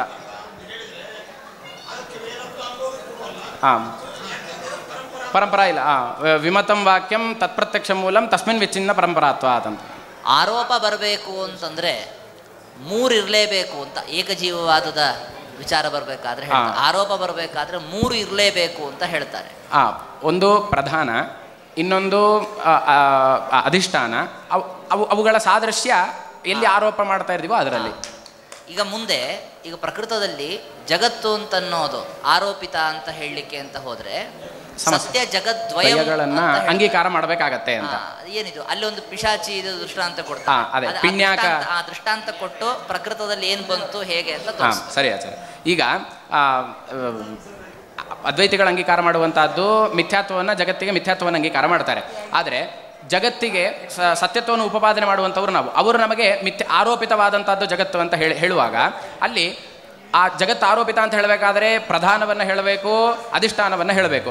ಪ್ರಧಾನ ಯಾರು ಅಂತಂದರೆ ಪ್ರಧಾನನು ಮತ್ತು ಅಧಿಷ್ಠಾನ ಎರಡೂ ಬ್ರಹ್ಮನೇ ಆಗಬೇಕು. ಯಾಕೆ ಅಂತಂದರೆ ತತ್ ಸಾದೃಶ್ಯ ನೀವು ಹೇಳ್ತಾ ಇದ್ದೀರಾ. ಆದ್ದರಿಂದಾಗಿ ಅಲ್ಲಿ ಅಧಿಷ್ಠಾನ ನೀವು ಬ್ರಹ್ಮನಂತ ಅಂಗೀಕಾರ ಮಾಡಿದ್ದೀರಿ. ಯಾಕೆ ಬ್ರಹ್ಮನಲ್ಲೇನೆ ಸಕಲವೂ ಕೂಡ ಆರೋಪಿತವಾದಂಥದ್ದು ಅಂತ, ಜಗತ್ತು ಆರೋಪಿತವಾದಂಥದ್ದು ಅಂಗೀಕಾರ ಮಾಡಿದ್ದೀರಾ. ಆದ್ದರಿಂದಾಗಿ ಅಲ್ಲಿ ಅಧಿಷ್ಠಾನವನ್ನು ಸತ್ಯ ಅಂತ ಅಂಗೀಕಾರ ಮಾಡಬೇಕು. ಇನ್ನು ಮುಂದೆ ಪ್ರಧಾನವೂ ಕೂಡ ಸತ್ಯವಾಗಿರಬೇಕು, ಇಲ್ಲದೆ ಹೋದರೆ ಆರೋಪವನ್ನು ಮಾಡ್ಲಿಕ್ಕೆ ಬರೋದಿಲ್ಲ ಅಂತ ಮುಂದೆ ಉಪಪಾದನೆ ಮಾಡಿದ್ದಾರೆ. ಆದ್ದರಿಂದಾಗಿ ಪ್ರಧಾನ ಸತ್ಯತ್ವವನ್ನು ಕೂಡ ಅಂಗೀಕಾರ ಮಾಡಬೇಕು. ಈಗ ಜಗತ್ತನ್ನು ನೀವು ಆರೋಪಿತ ಅಂತ ಹೇಳಬೇಕು ಅಂತಾದರೆ, ಜಗತ್ತನ್ನು ಆರೋಪಿತ ಅಂತ ಹೇಳಬೇಕು ಅಂತಾದರೆ ಆವಾಗ ಒಂದು ಪ್ರಧಾನವಾದಂಥ ಒಂದು ಜಗತ್ತನ್ನು, ಯಾಕೆ ಸಾದೃಶ್ಯವನ್ನು ಹೇಳಬೇಕು ಅಂತಾದರೆ ಸತ್ಯಭೂತವಾದಂಥ ಒಂದು ಜಗತ್ತನ್ನು ಅಂಗೀಕಾರ ಮಾಡಬೇಕು. ಇನ್ನು ಅಧಿಷ್ಠಾನದಲ್ಲೂ ಜಗತ್ತಿನ ಸಾದೃಶ್ಯವನ್ನು ಹೇಳಬೇಕು ಅಂತಾದರೆ ಅದು ಜಗತ್ತಾಗಿದ್ದರೆ ಮಾತ್ರ ಜಗತ್ತಿನ ಸಾದೃಶ್ಯವನ್ನು ಹೇಳಲಿಕ್ಕೆ ಸಾಧ್ಯ. ಹಾಗಾಗಿ ಅಧಿಷ್ಠಾನವನ್ನು ಜಗತ್ತಂತಲೇ ಹೇಳಬೇಕು. ಆವಾಗ ಅದು ಕೂಡ ಸತ್ಯವಾಗಿರಬೇಕು. ತಥಾಚ ಒಂದು ಜಗತ್ತಿಗೆ ಒಂದು ಮಿಥ್ಯಾತ್ವವನ್ನು ಹೇಳಲಿಕ್ಕೆ ಹೋದ ನೀವು ಎರಡೆರಡು ಸತ್ಯ ಪದಾರ್ಥಗಳನ್ನು ಅಂಗೀಕಾರ ಮಾಡಬೇಕಾಗತ್ತೆ. ಆದ್ದರಿಂದಾಗಿ ಇದು ದೋಷ ಅಂತ. ದೃಷ್ಟಾಂತ ಈಗ ಒಂದು ಪಿಶಾಚೆ ಇರುತ್ತೆ, ದೃಷ್ಟಾಂತದಂತೆ ಇಲ್ಲಿ ಆಚಾರ. ಈಗ ಒಂದು ಪಿಶಾಚಿ ಇರುತ್ತೆ. ಆ ಪಿಶಾಚಿಗೆ ಒಬ್ಬ ಎಣ್ಣೆ ಮಾರುವವನ ಹತ್ತಿರ ಅದು ಪಿಶಾಚಿ ಹೋಗಿರುತ್ತೆ. ಅದು ಎಣ್ಣೆ ಎಲ್ಲ ಕರೆದ ಮೇಲೆ ಕೆಳಗಡೆ ಒಂದು ಕಪ್ಪು ಕೂತ್ಕೊಂಡಿರುತ್ತೆ. ಆವಾಗ ಅದು ಹೋಗಿ ಆ ಪಿಷ್ಟವನ್ನು ಕೇಳುತ್ತೆ. ಕೆಳಗಡೆ ಕಪ್ಪು ಕೂತಿರುತ್ತಲ್ಲ, ಹಿಂಡಿದ್ದು ಪಿಷ್ಟ ಅದನ್ನು ಕೊಡುವಂತ ಅದನ್ನು ಕೊಡು ಅಂತ ಆ ಮಾರಾಟ ಮಾಡುವವನನ್ನು ಕೇಳುತ್ತೆ. ಅವನು ಕೊಡ್ತಾನೆ. ಅದನ್ನು ಕೊಟ್ಟ ಕೂಡಲೇ ಈ ಪಿಶಾಚಿಯನ್ನು ಒಬ್ಬರು ಮಂತ್ರದಿಂದ ಬಂಧನೆಯನ್ನು ಮಾಡಿಬಿಡ್ತಾರೆ. ಮಂತ್ರದಿಂದ ಬಂಧನೆಯನ್ನು ಮಾಡಿದಾಗ ಆ ಪಿಶಾಚಿ ಆ ಮಾಂತ್ರಿಕನಿಗೆ ಹೇಳುತ್ತೆ ಏನು ಅಂತಂದರೆ, ನನ್ನನ್ನು ನೀನು ಈ ಬಂಧನದಿಂದ ನಿನಗೆ ಬಿಡಿಸಿದರೆ ನಾನು ನಿನಗೆ ಸುಮಾರು ಒಂದು ಪರಿಣಾಮವನ್ನು ಹೇಳ್ತಾರೆ ಆಚಾರ್ಯ, ಅಷ್ಟು ನಾನು ನಿನಗೆ ಎಣ್ಣೆಯನ್ನು ನಿನಗೆ ಕೊಡ್ತೇನೆ ಅಂತ ಆ ಪಿಶಾಚಿ ಹೇಳುತ್ತೆ. ಅಂದರೆ ತನಗೆ ಪಿಷ್ಟದ ಗತಿಯೇ ಇಲ್ಲದೆ ಇರುವಂಥ ಪಿಶಾಚಿ ಬಂದು ಇಲ್ಲಿ ಎಣ್ಣೆಯನ್ನು ಕೊಡಲಿಕ್ಕೆ ಹೇಗೆ ಸಾಧ್ಯ? ಅದೇ ರೀತಿಯಾಗಿ ಒಂದು ಸತ್ಯ ಪದಾರ್ಥವನ್ನು ಅಂಗೀಕಾರ ಮಾಡದೆ ಇವರು ಎರಡೆರಡು ಸತ್ಯ ಪದಾರ್ಥಗಳನ್ನು ಅಂಗೀಕಾರ ಮಾಡಲಿಕ್ಕೆ ಹೇಗೆ ಸಾಧ್ಯ ಅಂತ. ಅವಿನಾಶಿವ ಅರೆ ಅಯಮಾತ್ಮ, ಅವಿನಾಶಿವ ಅರೆ ಅಯಮಾತ್ಮ ಇತ್ಯತ್ರ ತದ್ಧರ್ಮಾಣಾಮಪ್ಯನುಚ್ಛತೆ ಪ್ರಸ್ತುತತ್ವಾತ್ ಅಂತಿದೆ. ಅನುಚ್ಛತಿ ತದ್ಧರ್ಮಗಳು ಅನುಚ್ಛತಿ ಎಂಬುದು ಹೇಗೆ ಹೇಳಲ್ಪಟ್ಟಿತು ಅಂತಲ್ಲಿ ಬೇಕಾಗಿ. ಅದೇ ಜ್ಞಾನ ಮೋಕ್ಷದಲ್ಲಿ ತುಂಬ ಸುಲಭ ಪ್ರಶ್ನೆ. ಏನಿಲ್ಲ, ಏನೇನು ಕೇಳಿಲ್ಲ ನಾನು, ಯಾವ ವಿಷಯ ವಿವರಣೆ ಬೇಕಾಗಿಲ್ಲ, ಇಷ್ಟೇ ಉಪಸ್ಥಿತ ಪ್ರಶ್ನೆ. ತದ್ಧರ್ಮಗಳ ಅನುಚ್ಛಿತ್ತಿ ಎಂಬುದು ಹ್ಯಾಕ್ ಪ್ರಸ್ತುತವಾಗಿದೆ ಅಷ್ಟೇ. ನಾನು ಹಿಂದೆ ಮುಂದೆ ಏನೂ ಬೇಡ ಅಷ್ಟೇ. ಅವಿನಾಶಿವ ಅವಿನಾಶಿವ ಅರೇ ಆತ್ಮ ಆತ್ಮೈವಾಭೂತ್, ಅದು ಒಂದು ಪ್ರಶ್ನೆ. ಅದ್ರ ಮುಂದಿನ ಅಷ್ಟು ಹೇಳ್ಬಿಡಿ. ಅನುಚ್ಛಿತ್ತಿರೇವ ಧರ್ಮ ಯಸ್ಯ ಸಹ ಅನುಚ್ಛಿತಿ ಧರ್ಮ. ಹಾಗೆ ಮಾಡಿಬಿಟ್ರೆ ಧರ್ಮಗಳಿಗೆ ಅನುಚ್ಛಿತಿ ಎಂಬುದು ಸಿಗೋದಿಲ್ವಲ್ಲ. ಅದಕ್ಕೆ ಧರ್ಮಗಳ ಅನುಚ್ಛಿತಿ ಎಂಬುದು ಇಲ್ಲಿ ಹೇಗೆ ಹೇಳಲ್ಪಟ್ಟಿದೆ ಅಂತ ಪ್ರಶ್ನೆ. ಜ್ಞಾನದ ಧರ್ಮಗಳು ಅಲ್ಲಿ ಇಟ್ಕೊಳ್ಬೇಕಾಚಾರೆ ಮೋಕ್ಷದಲ್ಲಿ ಅಂದರೆ ಮರಣ ಹೊಂದಿ ಮೋಕ್ಷಕ್ಕೆ ಹೋದ ಮೇಲೆ ಅಲ್ಲ. ಮತ್ತೆ ಸುತ್ತಮುತ್ತ ಒಯ್ಯಬೇಡ್ರಿ ಅಷ್ಟೇ ಪ್ರಶ್ನೆ. ಮತ್ತೆ ನೀವು ಎಲ್ಲೂ ಒಯ್ಯಬೇಡ್ರಿ ಅಷ್ಟೇ. ಹಾಂ, ಧರ್ಮಗಳಿಗೆ ಅನುಚ್ಛಿತ್ತಿ ಅಂದ್ರೆ ನಾಶಾಭಾವ. ಉಚ್ಛಿತ್ತಿ ನಾಶ, ಅನುಚ್ಛಿತ್ತಿ ನಾಶಾಭಾವ. ನಾಶಾಭಾವ ಎಂಬುದು ಇಲ್ಲಿ ವಿಗ್ರಹ ಹೇಗೆ ಮಾಡಬೇಕು ಅಂತ ಇನ್ನೂ ಸುಲಭವಾಗಿ ಆ ಪ್ರಶ್ನೆ ಕೇಳಬೇಕು ಅಂದರೆ ಅನುಚ್ಛಿತ್ಯ ಧರ್ಮ ಅಂಬೋಲು ಹೇಗೆ ಸಮಾಸ ವಿಗ್ರಹವನ್ನು ಹೇಗೆ ಮಾಡಬೇಕು, ಯಾವ ಥರ ಮಾಡಿದರೆ ಆಚಾರ್ಯರು ಹೇಳಿದಂಥ ಅರ್ಥ ಸಿಗತ್ತೆ ಅಂತ ಪ್ರಶ್ನೆ. ಧರ್ಮಗಳ ಉಚ್ಛೇದ ಇಲ್ಲ ಅನ್ನೋ ಅರ್ಥ ಬರಬೇಕು. ಆ ಥರ ವಿಗ್ರಹ ನಾನು ಒಂದು ವಿಗ್ರಹ ಮಾಡಿ ತೋರಿಸ್ತೇನೆ, ಇನ್ನೂ ಸುಲಭ ಮಾಡ್ತೇನೆ, ಹೇಳ್ತೇನೆ. ಉಚ್ಛಿತ್ತಿ ಅಭಾವ ಅನುಚ್ಛಿತಿ, ಅದೇ ನಾ ಉಚ್ಛಿತ್ಯ ಅಭಾವ ಅನುಚ್ಛಿತ್ತಿ ಧರ್ಮ ಧರ್ಮ ಅಂತ ಅರ್ಥ ಮಾಡಬಹುದು. ಈ ವಿಗ್ರಹ ಮಾಡಬಹುದು. ಬಹುರಿ ಸಮಾಸ. ಈಗ ಏನ್ ಅರ್ಥ ಬಂತು? ಧರ್ಮಗಳ ನಾಶ ಇಲ್ಲದೆ ಇರುವ ಧರ್ಮ ಉಳ್ಳದ್ದು. ಅದೇ ಸುಸೋಳೆ ಅದೇ ಪ್ರಶ್ನೆ ಅದನ್ನೇ ಕೇಳ್ತಾ ಇದ್ದೀನಿ ನಾನು. ಅನುಚ್ಛಿತ್ತಿ ಎಂಬ ಶಬ್ದಕ್ಕೆ ಅರ್ಥವೇನಿದ್ದು? ನಾಶ ಇಲ್ಲದೆ ಇದ್ದುದು, ನಾಶ ಇಲ್ಲದೆ ಇರೋ ಧರ್ಮ ಉಳ್ಳದ್ದು. ನಾಶಾಭಾವವನ್ನು ಉಳ್ಳವನು ಅರ್ಥ ಹೇಳ್ದ. ನಾಶರಹಿತವಾದ ಧರ್ಮ ಉಳ್ಳದ್ದು ಹೇಳಿಲ್ಲ ಅವ್ನು ಹೇಳಿಲ್ಲ. ಸುಮ್ಮನೆ ಗಡ್ಬಿಡಿ ಮಾಡಬೇಡ. ನಾಶಾಭಾವವೆಂಬ ಧರ್ಮ ಉಳ್ಳವನು ಅಂತ ಆಗತ್ತೆ. ಅಂದ್ರೆ ಅವನಿಗೆ ನಾಶ ಇಲ್ಲ ಅಂತ ಆಗುತ್ತೆ. ಅವನಿಗೆ ನಾಶ, ಧರ್ಮಗಳಿಗೆ ನಾಶ ಇಲ್ಲ ಅಂತ ಹೇಳಬೇಕು. ಕರ್ಮಧಾರಯ ಸಮಾಸವನ್ನು ಮಾಡಬೇಕು. ಕರ್ಮಧಾರಯ ಸಮಾಸವನ್ನು ಮಾಡಬೇಕು. ನೀ ಮಾಡಪ್ಪ, ಏನು ಮಾಡ್ತೀವಿ ಮಾಡು. ಸ್ವಲ್ಪ ದಯವಿಟ್ಟು ಯಾರು ಗಲಾಟೆ ಮಾಡಬೇಡ್ರಿ. ಅದನ್ನು ಇಲ್ಲ ಮತ್ತು ವಾದರಾಚಾರ್ಯ ನಮ್ಮನ್ನು ಬೈತಾರೆ, ಅದಕ್ಕೆ ಹೇಳಿ ಯಾರು ಗಲಾಟೆ ಮಾಡಬೇಡ್ರಿ. ಅನುಚ್ಛಿತ್ತಯ ಧರ್ಮಕ್ಕೆ ಅಂತ ಆಗಬೇಕು. ಉಚ್ಛೇದ ರಹಿತವಾದಂತಹದ್ದು ಅಂತ ಮಾಡಬೇಕು. ನವಿದ್ಯತೆ ಉಚ್ಛಿತ್ತಿ ಯಶಾಂತೆ ಅನುಚ್ಛಿತ್ತಯಃ ಧರ್ಮಾಃ ಯಸ್ಯ ತತ್ ಯಸ್ಯ ಸಹ ಅನುಚ್ಛಿತ್ತಿ ಧರ್ಮಾಃ. ಮೊದಲೇದು ಯಾಕೆ ಮಾಡಬಾರ್ದು? ಅದು ಮುಂದೆ ಅದೇ ನನ್ನ ಪ್ರಶ್ನೆ. ಮೊದಲನೇ ಪ್ರಶ್ನೆ ಇದನ್ನು ಕೇಳಿಬಿಟ್ರೆ ಎರಡು ಪ್ರಶ್ನೆ ಕೇಳಿದ್ದೇನೆ ಅಂತ ಆಗತ್ತೆ. ಧರ್ಮಗಳಿಗೆ ನಾಶವನ್ನು ಅಂಗೀಕಾರ ಮಾಡಿದೆ ಅಂತ ಅಲ್ಲ. ಅನುಚ್ಛಿತ್ತಿ ಧರ್ಮ ಅನುಚ್ಛಿತ್ತಿ ಧರ್ಮ ಮೊದಲನೇ ಬಹುರಿ ಮಾಡಿದ್ವಲ್ಲ, ಅದನ್ನೇ ಇಟ್ಕೊಳ್ಳೋಣ. ಈ ಎರಡನೇ ಧರ್ಮ ಈ ಯಾಕೆ ಸುಮ್ಮನೆ ಮಾಡಬೇಕು? ಮೊದಲನೇ ಅರ್ಥವನ್ನ ಈಗ ಇಟ್ಕೊಳಕ್ ಹೋದ್ರೆ ಅಲ್ಲ, ಅಭಿಪ್ರಾಯ ಏನ್ ಲಬ್ಧವಾಗತ್ತೆ ಅಂದ್ರೆ ಜೀವಸ್ವರೂಪಕ್ಕೆ ನಾಶ ಇಲ್ಲ, ಸ್ವರೂಪಕ್ಕೆ ನಾಶ ಇಲ್ಲ ಅಂತ. ಒಳ್ಳೇದಾಯ್ತಲ್ಲ, ನಮಗೆ ಅದು ಒಳ್ಳೇದಲ್ಲ. ಜೀವಸ್ವರೂಪ ನಾಶ ಇಲ್ಲ ಅಂತ ನಾವು ಒಪ್ತೇವಲ್ಲ. ಮತ್ತೆ ಅದನ್ನೇ ಹೇಳ್ಬಿಟ್ರೆ ಆಯ್ತು ಶ್ರುತ್ಯರ್ಥ. ಸುಮ್ನೆ ಇದೊಂದು ಅಧಿಕಾಂಶವನ್ನು ಯಾಕೆ ಹೇಳ್ತೀರಿ? ಅಲ್ಲಿ ಅವಿನಾಶಿವ ಅರೇ ಆತ್ಮ ಎಂಬಲ್ಲಿ ಅವಿನಾಶಿಯಿಂದಲೇನೆ ಅಲ್ಲಿ ಗತಾರ್ಥವಾದಾಗ ಮತ್ತೆ ಪುನಃ ಆತ್ಮನಿಗೆ ನಾಶ ಇಲ್ಲ ಅಂತ ಹೇಳುವಂತ ವಿಗ್ರಹ ಸರಿಯಲ್ಲ. ಪ್ರಾಭಾಕರರು ಅಲ್ಪಾಸ್ತರಂ ಇತ್ಯಸ್ಯ ಅನಿತ್ಯತ್ವಾತ್ ಶಕುನಿ ಸೂತ್ರಯೋಃ ಇತಿ ಸಾಧು. ಶಕುನಿ ಸೂತ್ರ ಎಂಬಲ್ಲಿ ಅಲ್ಲಿ ಅಲ್ಪಾಸ್ತರಂ ಪೂರ್ವಂ ಎನ್ನುವಂತಹ ಸೂತ್ರಾನುಗುಣವಾಗಿ ಮೊದಲಿಗೆ ಸೂತ್ರ ಶಕುನಿ ಅಂತ ಇರಬೇಕಾಗಿತ್ತು. ಯಾಕೆ ಅಂತಂದರೆ ನಾಸಿಕಾಸ್ತನ ಇತ್ಯಾದಿ ಸೂತ್ರದಲ್ಲಿ ಪಾಣಿನಿಯವರು ಅಲ್ಲಿ ಅಲ್ಪಾಸ್ತರಂ ಪೂರ್ವಂ ಎನ್ನುವಂತಹ ನಿಯಮಕ್ಕೆ ಅನಿತ್ಯತ್ವವನ್ನು ಸೂಚನೆ ಮಾಡಿರೋಣದರಿಂದ ಅದನ್ನು ಅನುಗುಣವಾಗಿ ಇಲ್ಲಿ ಆಚಾರ್ಯರು ನಹಿ ಶಕುನಿ ಸೂತ್ರಯೋಃ ಅಂತ ತಿಳಿಸ್ತಾರೆ. ಪ್ರಾಭಾಕರರು ಲೌಕಿಕ ಶಬ್ದಗಳೆಲ್ಲ ಕಾರ್ಯಪರ ಅಂತ ತೋರಿಸಿ ವೈದಿಕ ಶಬ್ದಗಳು ಕೂಡ ಹಾಗೇನೆ ಅಂತೂ ಒಂದೊಂದು ಶಬ್ದಗಳು ಒಂದೊಂದು ರೀತಿಯ ಅರ್ಥವನ್ನು ಹೇಳುತ್ತೆ ಅಂತ ಹೇಳ್ತಾ ಹೋಗ್ತಾರೆ. ಲಿಂಗ ಕಾರ್ಯವನ್ನು ಹೇಳುತ್ತೆ, ಪ್ರಕೃತಿ ಇಂಥದ್ದನ್ನು ಹೇಳುತ್ತೆ ಅಂತ ಉದ್ದಕ್ಕಿದೆ. ಅದನ್ನು ಯಜತೆ ಎಂಬಲ್ಲಿ ಯಜಧಾತು ಎನ್ನುವಂಥದ್ದು ಭಾವಾರ್ಥವನ್ನು ತಿಳಿಸಿಕೊಡುತ್ತೆ. ಅಲ್ಲಿರುವಂಥ ಲಿಂಗ ಎನ್ನುವಂಥದ್ದು ಕಾರ್ಯವನ್ನು ತಿಳಿಸಿಕೊಡುತ್ತೆ. ಮತ್ತು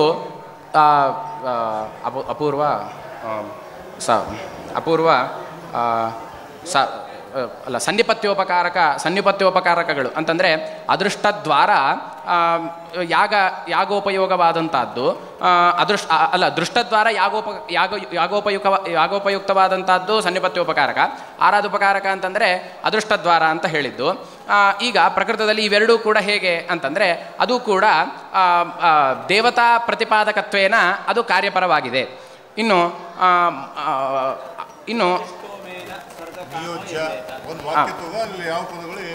ಜ್ಯೋತಿಷ್ಠೋಮೇನ ಸ್ವರ್ಗಕಾಮೋ ಯಜೇತ ಅಂತ ಹೇಳಿದಾಗ ಅಲ್ಲಿ ಇದು ಏನಾಗಿದೆ, ಇದು ಆರಾಧುಪಕಾರಕವಾದಂತಹ ವಾಕ್ಯವಾಗಿದೆ.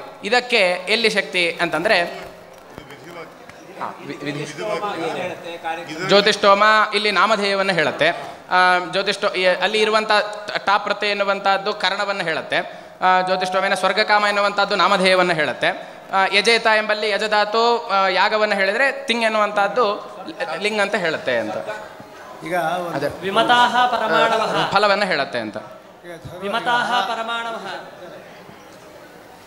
ಈಗ ವೇದಗಳಿಗೆ ತಾತ್ಪರ್ಯ ಎಲ್ಲಿ ಅಂತ ಪ್ರಶ್ನೆ ಬಂತು.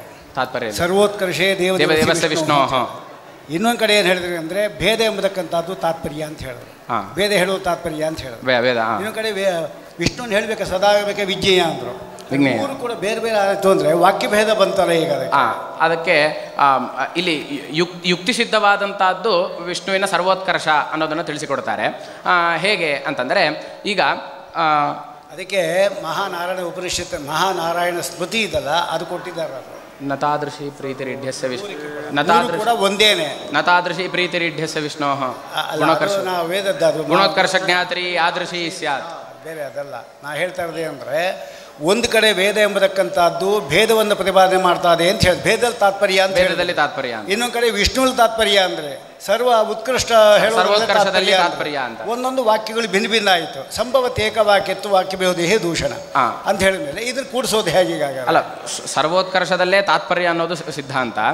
ಆದರೆ ಆ ಭೇದ ಎನ್ನುವಂಥ ಭೇದ ಜ್ಞಾನದಿಂದಾಗಿ ಸರ್ವೋತ್ಕರ್ಷ ಜ್ಞಾನ ಎನ್ನುವಂಥದ್ದು ಬರುತ್ತೆ. ಆದ್ದರಿಂದಾಗಿ ಅದು ಉಪಯುಕ್ತವಾಗುತ್ತೆ ಸರ್ವೋತ್ಕರ್ಷ ಜ್ಞಾನಕ್ಕೆ ಅಂತ. ವಿದ್ವಾಂಸರಲ್ಲಿ ವಿನಂತಿ ಏನಂದ್ರೆ ಆಚಾರ್ಯ ವ್ಯಾವೃತ್ತಿ ಆಚಾರ್ಯ ಭೇದ ಅಂದರು ವ್ಯಾವೃತ್ತಿರು ಸಾರ್ವಜ್ಞ ಆಮೇಲೆ ಇದು ಸರ್ವೈಶ್ವರ್ಯತೆ ಎಲ್ಲೂ ಕೂಡ ಒಂದೇನೆ ಸ್ವರೂಪ. ಅದು ತತ್ಸ್ವರೂಪ ನಿವೃತ್ತಿ ಎನ್ನುವಂಥ ಸ್ವರೂಪನೇ ಪರಮಾತ್ಮ ಸ್ವರೂಪ. ಪರಮಾತ್ಮ ಸ್ವರೂಪ ಒಂದೇವನ್ನ ಹೇಳ್ತಾ ಇದೆ. ಪ್ರಪಂಚೋ ಯದಿ ವಿದ್ಯೇತ ನಿವರ್ತೇತ ನ ಸಂಶಯ ಮಾಯಾ ಮಾತ್ರ ಇದಂ ದಯಿತುಂ ಅದ್ವೈತಂ ಪರಮಾರ್ಥತಃ. ಅಷ್ಟು ಅಲ್ಲೇನೆಲ್ಲ ಬೇಡ. ಪ್ರಪಂಚ ಎಂಬ ಶಬ್ದಕ್ಕೆ ಅರ್ಥ ಇದೆ ಸಿದ್ಧಾಂತ ರೀತಿ. ಪ್ರಪಂಚ ಪಂಚಭೇದಯುಕ್ತ ಅಂತ ಪ್ರಪಂಚ ಅಂತಿದ್ರೆ ಪ್ರಕರ್ಷೇಣ 5 ಪ್ರಕೃಷ್ಟ ಪಂಚ ಯಾವುವು 5 ಭೇದಗಳಿಂದ ಕೂಡಿರುವಂತಹದ್ದು. ಸಾಕು 5 ಪ್ರಕೃಷ್ಟ ಭಾಳ ಚಲೋ ಏನು ಜೀವೇಶ್ವರ ಭೇದ ಇದೆ ಅಂದ್ರೆ ಅವು ಆ ಭೇದಗಳೆಲ್ಲವೂ ಸತ್ಯ ಅಂತ ತಿಳಿಸೋದಕ್ಕೋಸ್ಕರ ಪ್ರಕೃಷ್ಟತ್ವ. ಟೀಕಾದೊಳಗೆ ಏನು ಹೇಳ್ಯಾರ ಅದನ್ನು ಹೇಳಬೇಕು. ಅವುಗಳ ಜ್ಞಾನದಿಂದ ನೀವು ಉತ್ತರ ಹೇಳ್ಬಿಟ್ರೆ ಜ್ಞಾನದಿಂದ ಮೋಕ್ಷ ಆಗತ್ತೆ. ಅವು ಪ್ರಕೃಷ್ಟ ಯಾಕೆ ಅಂತ ಜ್ಞಾನದಿಂದ ಮೋಕ್ಷ ಆಗತ್ತೆ. ಆಯ್ತಾ. ಅಲ್ಲಿ ಇನ್ನೊಂದು ಸಣ್ಣ ಪ್ರಶ್ನೆ. ಪ್ರಪಂಚ ಅಂತಂಬುವಲ್ಲಿ ಈ ಶಬ್ದ ಹೇಗೆ ನಿಷ್ಪನ್ನವಾಗಿದೆ? ನಮ್ಮ ಸಿದ್ಧಾಂತ ರೀತ್ಯ ಮತ್ತೆ ಪ್ರಕೃಷ್ಟವಾದ 5 ಭೇದಗಳು ಅಂತ ಅರ್ಥ ಬರಬೇಕು. ಜೀವೇಶ್ವರ ಭೇದ, ಭೇದ, ಜಡೇಶ್ವರ 5 ಭೇದ ಆಗಬೇಕಿಲ್ಲ. ಆ ಪ್ರಪಂಚ ಅಂತ ಅನ್ನೋ ಶಬ್ದ ಹೇಗೆ ನಿಷ್ಪನ್ನವಾಗಿದೆ ಅದು ಅರ್ಥ ಬರಬೇಕಾದ್ರೆ ಪಂಚನ್ ಶಬ್ದಕ್ಕೆ ಡಪ್ರತೆ ಎನ್ನುವಂಥದ್ದು ಬಂದು ತಿಲೋಪ ಬಂದು ಪಂಚ ಅಂತ ಆಗಿದೆ. ಸರಿ.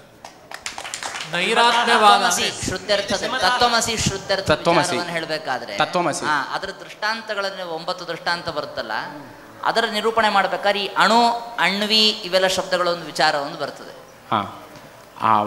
ಅಣಿಮಾಧಾನಯೋ ಅಣ್ವೆ ಇವೆ ಅಣಿಮಾಧಾನಯೋ ಅಂತ. ಅಲ್ಲಿ ಅಣು ಅನ್ನುವಂತಹ ಶಬ್ದ ಅಣಿಮಾ ಅನ್ನೋ ಶಬ್ದ ಎರಡು ಪರಮಾತ್ಮನನ್ನೇ ತಿಳಿಸಿಕೊಡುತ್ತೆ ಅಂತ ಅದನ್ನ ನಿರೂಪಣೆ ಮಾಡಬೇಕು ಹೇಗೆ ಅಂತ. ಅದೇ ನೆಗ್ರೋದ ಫಲವನ್ನು ತೆಗೆದುಕೊಂಡು ಬಂದು ಅದನ್ನು ಛೇದನೆ ಮಾಡುವಂತ ಹೇಳಿದಾಗ ಒಳಗಡೆ ನಮಗೆ ಧಾನ ಎನ್ನುವಂಥದ್ದು ಕಾಣುತ್ತೆ. ಮತ್ತೆ ಪುನಃ ಅದನ್ನು ಛೇದನೆ ಮಾಡುವಂತ ಹೇಳಿದಾಗ ಇನ್ನೂ ಚಿಕ್ಕದಾದಂಥ ಒಂದು ಅಣಿಮ ರೂಪವಾದಂಥ ಧಾನಗಳು ಕಾಣುತ್ತೆ. ಅದನ್ನು ಮತ್ತೆ ಪುನಃ ನಾಶ ಮಾಡುವಂತ ಹೇಳಿದಾಗ ಅದು ಆಗೋದಿಲ್ಲ. ಮತ್ತು ಒಳಗಡೆ ಏನಿದೆ ಅಂತ ಕೇಳಿದಾಗ ಏನೂ ಇಲ್ಲ ಅಂತ ಉತ್ತರ ಬರುತ್ತೆ.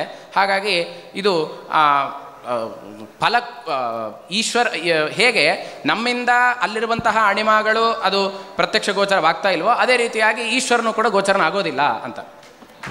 ಅಣಿಮಾ ಅನ್ನುವ ಶಬ್ದ ಇದೆಯಲ್ಲ, ಆ ಅಣಿಮಾ ಎಂಬ ಶಬ್ದದಿಂದ ನಾವೇನು ಅರ್ಥವನ್ನು ತಗೋಬೇಕು ಅಂತ ವಿವಕ್ಷಿಸಿಕೊಂಡಿದ್ದೀವಿ ನಮ್ಮ ಸಿದ್ಧಾಂತದ. ಪರಮಾತ್ಮನನ್ನೇ ಇಟ್ಕೊಳ್ಬೇಕು ಅಂತ. ಯಾಕೆ ಸೂಕ್ಷ್ಮ ಯಾಕೆ ಅದಕ್ಕೆ ಅಲ್ಲೇ ಇರುವಂತಹ ಅಣಿಮಾ ಅನ್ನುವಂತಹ ಶಬ್ದವನ್ನು ಪರಮಾತ್ಮನಲ್ಲಿ ಪ್ರಯೋಗ ಮಾಡಿದ್ದನ್ನು ತೋರಿಸ್ತಾರೆ. ಸಯೇಶೋಣಿಮೈತದಾತ್ಮ್ಯವಿದಂ ಸರ್ವಂ ತನ್ನೋ ವಾಕ್ಯದಲ್ಲಿ ಅದು ಜೀವನನ್ನ ಇಟ್ಕೊಂಡಿದ್ದರಿಂದಾಗಿ ಪ್ರಕೃತದಲ್ಲಿ ಅಣಿಮಾ ಶಬ್ದದಿಂದ ಅಣಿಮಾ ಅನ್ನುವ ಶಬ್ದವನ್ನ ಪರಮಾತ್ಮನಲ್ಲಿ ಉಪಯೋಗಿಸಿದ್ದು. ಸ್ವಂ ಹ್ಯಪೀತೋ ಭವತಿ ಅಂತ ಇದೆ, ಶ್ರುತ್ಯರ್ಥವನ್ನು ಹೇಳಬೇಕು. ಸ್ವಂ ಹ್ಯಪೀತೋ ಭವತಿ, ಸ್ವಂ ಪರಮಾತ್ಮನಲ್ಲಿ ಅಪೀತಃ ಪ್ರವೇಶ ಮಾಡ್ತಾನೆ. ಅಪೀತಃ ಎಂಬಲ್ಲಿ ಗತ್ಯರ್ಥಾಕರ್ಮಕ ಸೂತ್ರದಿಂದ ತಪ್ರತೆ ಎನ್ನುವಂಥದ್ದು ಬರುತ್ತೆ. ಸ್ವಾತ್ಮನ ಚೋತ್ತರಯೋ ಸ್ವಾತಂತ್ರ್ಯಾತ್ ಸ್ವಯಿತಿ ಪ್ರೋಕ್ತಃ.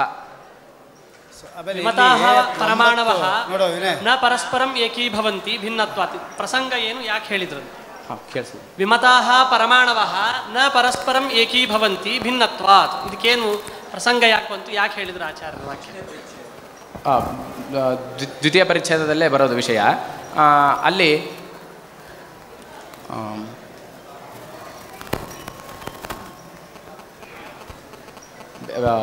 ಭೇದವನ್ನು ಒಪ್ಪದೇ ಹೋದರೆ ಆವಾಗ ಗುಣೋತ್ಕರ್ಷವನ್ನು ಅಂಗೀಕಾರ ಮಾಡಿದಂತೆ ಆಗೋದಿಲ್ಲ. ಹಾಗಾಗಿ ಗುಣೋತ್ಕರ್ಷ ಸಾಧನೆಗೋಸ್ಕರ ಅವುಗಳಲ್ಲಿ ಭೇದವನ್ನು ಸಾಧನೆ ಮಾಡಬೇಕಾದ್ದರಿಂದಾಗಿ ಪರಮಾಣವಃ ಅಂತ ಅಲ್ಲಿ ಅನುಮಾನದಿಂದ ಭೇದವನ್ನು ಸಾಧನೆ ಮಾಡಿದ್ದು.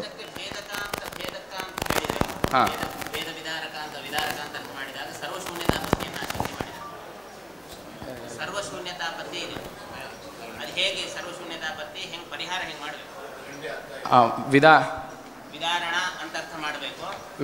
ವಿದಾರಕ ಅಂತ ಅರ್ಥ ಮಾಡಬಾರದು, ವಿದಾರಣಂ ಅಂತಾನೆ ಅರ್ಥವನ್ನು ಮಾಡಬೇಕು. ಆವಾಗ ಯಾಕೆ ಭೇದ ಎನ್ನುವಂಥದ್ದು ಧರ್ಮಿ ಸ್ವರೂಪ ಅಂತ ಹೇಳಿದಾಗ ಭೇದವೂ ವಿದಾರಕ, ತತ್ಸ್ವರೂಪವಾದ ಧರ್ಮಿಯೂ ವಿದಾರಕ ಅಂತ ಹೇಳಿದಂತಾಗತ್ತೆ. ಅದರಲ್ಲಿ ವಿದಾರಣ ಉಂಟಾಗತ್ತಾದ್ದರಿಂದಾಗಿ ವಿದಾರಕ ಅಂತ ಅರ್ಥವನ್ನ ಹೇಳಬಾರದು. ಅಲ್ಲಲ್ಲ, ವಿದಾರಕ ಅಂತ ಅರ್ಥ ಇಟ್ಟುಕೊಂಡಾಗ ಸರ್ವಶೂನ್ಯತಾಪತ್ತಿಯನ್ನ ಮಾಡಿದ್ದಾರೆ. ಅದಕ್ಕೆ ನಾವೇನು ಉತ್ತರ ಹೇಳ್ತೀವಿ? ಅದೇ ವಿದಾರಕ ಅಂತ ಅರ್ಥವನ್ನ ಮಾಡಬಾರದು, ವಿದಾರಣಂ ಅಂತ ಅರ್ಥವನ್ನ ಮಾಡಿದ್ದು. ಸರಿ, ಅದು ಇನ್ನೊಂದು ಉತ್ತರ. ವಿದಾರಕ ಅಂತ ಅರ್ಥ ಇಟ್ಟುಕೊಂಡಾಗ್ಲೂ ಕೂಡ ಶೂನ್ಯತಾಪತ್ತಿ ಮಾಡ್ಲಿಕ್ಕೆ ಬರಲ್ಲ ಅಂತ ಹೇಳ್ತಾರೆ. ಯಾಕೆ ವಿಶೇಷವನ್ನ ಅಂಗೀಕಾರ ಮಾಡಿದ್ದರಿಂದಾಗಿ. ವಿಶೇಷ ಅಲ್ಲ, ಕತ್ತರಿಸ್ತಾ ಹೋದ್ರೆ, ವಿಭಾಗ ಆಗ್ತಾ ಹೋದ್ರೆ ಅಲ್ಪವಾದಂತ ಭಾಗಗಳು ಉಳ್ಕೊಳ್ಳುತ್ತೆ ಹೊರತು. ವಿವರಣೆ ಮಾಡ್ರಿ. ಈಗ ಭೇದ ಎನ್ನುವಂಥದ್ದು ವಿದಾರಣ ರೂಪ ಅಂತ ಹೇಳಿ, ವಿದಾರಕ ಅಂತ ಹೇಳಿ, ಅದು ಧರ್ಮಿ ಸ್ವರೂಪ ಅಂತ ಹೇಳಿದ್ರು ಕೂಡ ಧರ್ಮಿ ಸ್ವರೂಪದಲ್ಲಿ ವಿದಾರಣ ಉಂಟಾಯಿತು. ಆದರೂ ಕೂಡ ಮತ್ತೆ ಪುನಃ ವಿಭಾಗ ಎನ್ನುವಂಥದ್ದು ಇದೆ, ಅದರಲ್ಲಿ ಮತ್ತೆ ಪುನಃ ವಿದಾರಣ ಎನ್ನುವಂಥದ್ದು ಇದೆ. ಹೀಗೆ ಮಾಡ್ತಾ ಹೋದ್ರೆ ಕೊನೆಗೆ ಶೂನ್ಯತಾಪತ್ತಿ ಬರುತ್ತೆ ಶಂಕ. ಅದಕ್ಕೆ ನಾವೇನು ಉತ್ತರ ಹೇಳ್ತೀವಿ? ತತ್ ಸ್ವರೂಪ ಆದ್ದರಿಂದಾಗಿ ಅದು ಅದಲ್ಲ. ವಿಭಾಗ ಉಂಟಾದರೂ ಕೂಡ ಅದರಲ್ಲಿ ಸಣ್ಣ ಸಣ್ಣ ಭಾಗಗಳೇ ಬರುತ್ತೆ, ಶೂನ್ಯತಾಪತ್ತಿ ಎನ್ನುವಂಥದ್ದು ಬರೋದಿಲ್ಲ.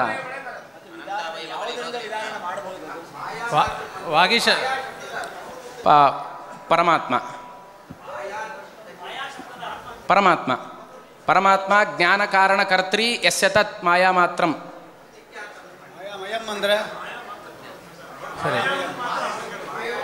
ಕೇವಲ ಪರಮಾತ್ಮ ಅಂತ ಮಾತ್ರ ಅರ್ಥ. ಭಗವತ್ ಪ್ರಜ್ಞೆ. ನೈರಾತ್ಮ್ಯವಾದ ಅಂದ್ರೇನು ಆಚಾರ್ಯ? ವೇದವ್ಯಾಸಾಚಾರ್ಯ ಗುರು ಶಿಷ್ಯ ಸಂಹಾರ ಥರ ತುಂಬ ನಿಮ್ಮಿಬ್ರದ್ದಾಗಿದೆ. ನೈರಾತ್ಮ್ಯವಾದ ಅಂದ್ರೇನು? ನಿಲ್ಲಿಸ್ಲಿಕ್ಕೆ ಉಪಸಂಹಾರ ಏಕಜೀವವಾದ ನೈರಾತ್ಮ್ಯವಾದ ಅನ್ನುವುದಕ್ಕೆ ಆಚಾರ್ಯ ವಿವರಣೆ ಇದೆ. ಒಬ್ಬ ಅದ್ವೈತ ಸಿದ್ಧಾಂತದಲ್ಲಿ ಒಬ್ಬ ಜೀವನ ಮಾತ್ರ ಅದು ಮಿಕ್ಕ ಎಲ್ಲವೂ ಕೂಡ ಸ್ವರೂಪೇಣ ಮಿಥ್ಯಾಭೂತವಾದಂತಹದ್ದು. ಆತ್ಮ ಸಂಬಂಧಿ ಕಿಮಪಿ ನಾಸ್ತೀತಿವಾದ ನೈರಾತ್ಮ್ಯವಾದ.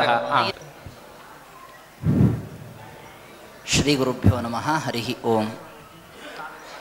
ಪರಮ ಪೂಜ್ಯ ಶ್ರೀಪಾದಂಗಳವರ ಪಾದಾರವಿಂದಗಳಲ್ಲಿ ಪ್ರಣಾಮಗಳನ್ನು ಮಾಡ್ತಾ, ಈಗ ಕೊನೆಯದಾಗಿ ನಡೆದಂತಹ ವಿಷ್ಣು ತತ್ವ ನಿರ್ಣಯ ಗ್ರಂಥದ ಪರೀಕ್ಷೆಯ ಬಗ್ಗೆ ಒಂದೆರಡು ಮಾತುಗಳನ್ನು ಆಡ್ತೇನೆ.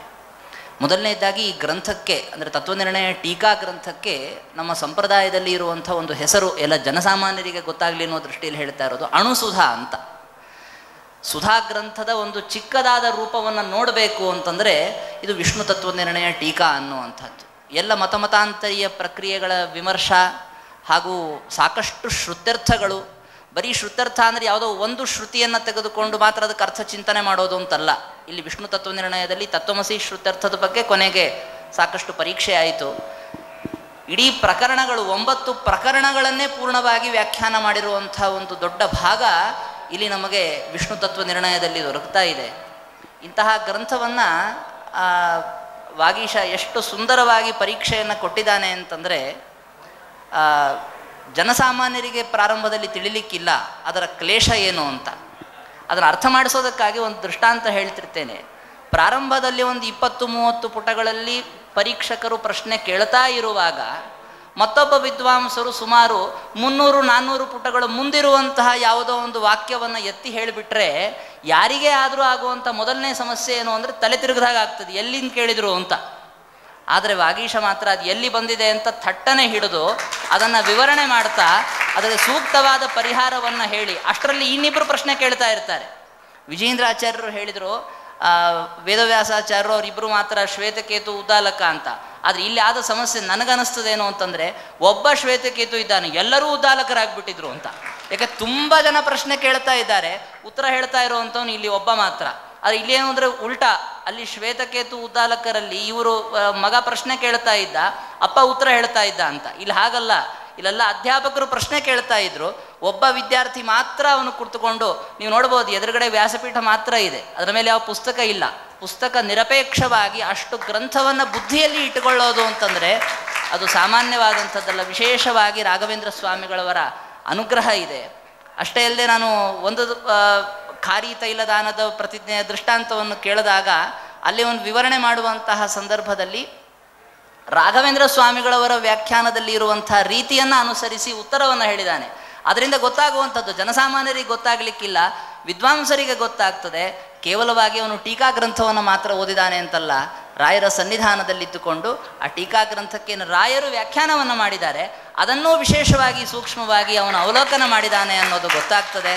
ಇದೇ ರೀತಿಯಾಗಿ ಇದು ಮುಂದೆ ನ್ಯಾಯಾಮೃತಾದಿ ಗ್ರಂಥಗಳು, ಶ್ರೀಮನ್ ನ್ಯಾಯಸುಧಾ ಗ್ರಂಥದ ಪರೀಕ್ಷೆಯನ್ನು ಕೂಡ ಇದೇ ರೀತಿಯಾಗಿ ಬಹಳ ಚೆನ್ನಾಗಿ ನೀಡಬೇಕು ಅಂತನ್ನುವಂಥ ಅಪೇಕ್ಷೆ ನಮಗಿದೆ. ಅದು ಪರಮ ಪೂಜ್ಯ ಸ್ವಾಮಿಗಳವರ ಅಪೇಕ್ಷೆಯಂತೆ ಪೂರ್ಣವಾಗ್ತದೆ ಅಂತ ಹೇಳ್ತಾ ನನ್ನ ಮಾತು.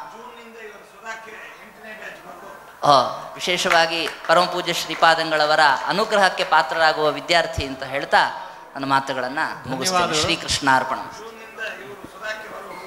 ಜೂನ್ನಿಂದ ಇವರು ಸುಧಾ ಬ್ಯಾಚಿಗೆ ಸೇರುವಂತಹ ವಿದ್ಯಾರ್ಥಿ, ಅದಕ್ಕೆ ಬೇಕಾಗುವಂತಹ ವಿಶೇಷವಾದ ಅರ್ಹತೆ ಅಣು ಸುಧಾ ಗ್ರಂಥವನ್ನು ಅಧ್ಯಯನ ಮಾಡಿರುವಂಥದ್ದು ಸುಧಾ ಗ್ರಂಥ ಅಧ್ಯಯನಕ್ಕೆ ಸೋಪಾನ ರೂಪವಾಗತ್ತೆ ಅಂತ ಭಾವಿಸ್ತಾ ನನ್ನ ಮಾತುಗಳನ್ನು. ವಾಸುದೇವಾಚಾರ್ಯರಿಗೆ ಧನ್ಯವಾದಗಳು. ರಘುಪತಿ ಉಪಾಧ್ಯಾಯರು 2 ನಿಮಿಷ ಮಾತನಾಡ್ತಾರೆ. ಶ್ರೀ ಗುರುಭ್ಯೋ ನಮಃ. ತಾರ್ಕಿಕ ಮತದಲ್ಲಿ ಪೃಥ್ವಿಯಲ್ಲಿ ರೂಪ, ರಸ, ಗಂಧ, ಸ್ಪರ್ಶ ಎಲ್ಲ ಗುಣಗಳಿದೆ. ಜಲದಲ್ಲಿ ಗಂಧ ಹೊರಟೋಯ್ತು. ತೇಜಸ್ಸಿನಲ್ಲಿ ಮುಂದೆ ರಸ ಇಲ್ಲ. ವಾಯುಗೆ ಬಂದಾಗ ಇನ್ನು ಕಡೆಗೆ ಆಕಾಶದಲ್ಲಿ ಬರೀ ಶಬ್ದಗುಣ ಮಾತ್ರ. ಆದರೆ ನಮ್ಮ ಸಿದ್ಧಾಂತದಲ್ಲಿ ಇದಕ್ಕೆ ಉಲ್ಟಾ, ಆಕಾಶಾತ್ ವಾಯು, ವಾಯೋರಗ್ನೇಯ ಅಭ್ಯ ಪೃಥ್ವಿ ಅಂತ ಪೃಥ್ವಿಯಲ್ಲಿ ಎಲ್ಲ ಗುಣಗಳು ಬಂದು ಬಿಡತ್ತೆ.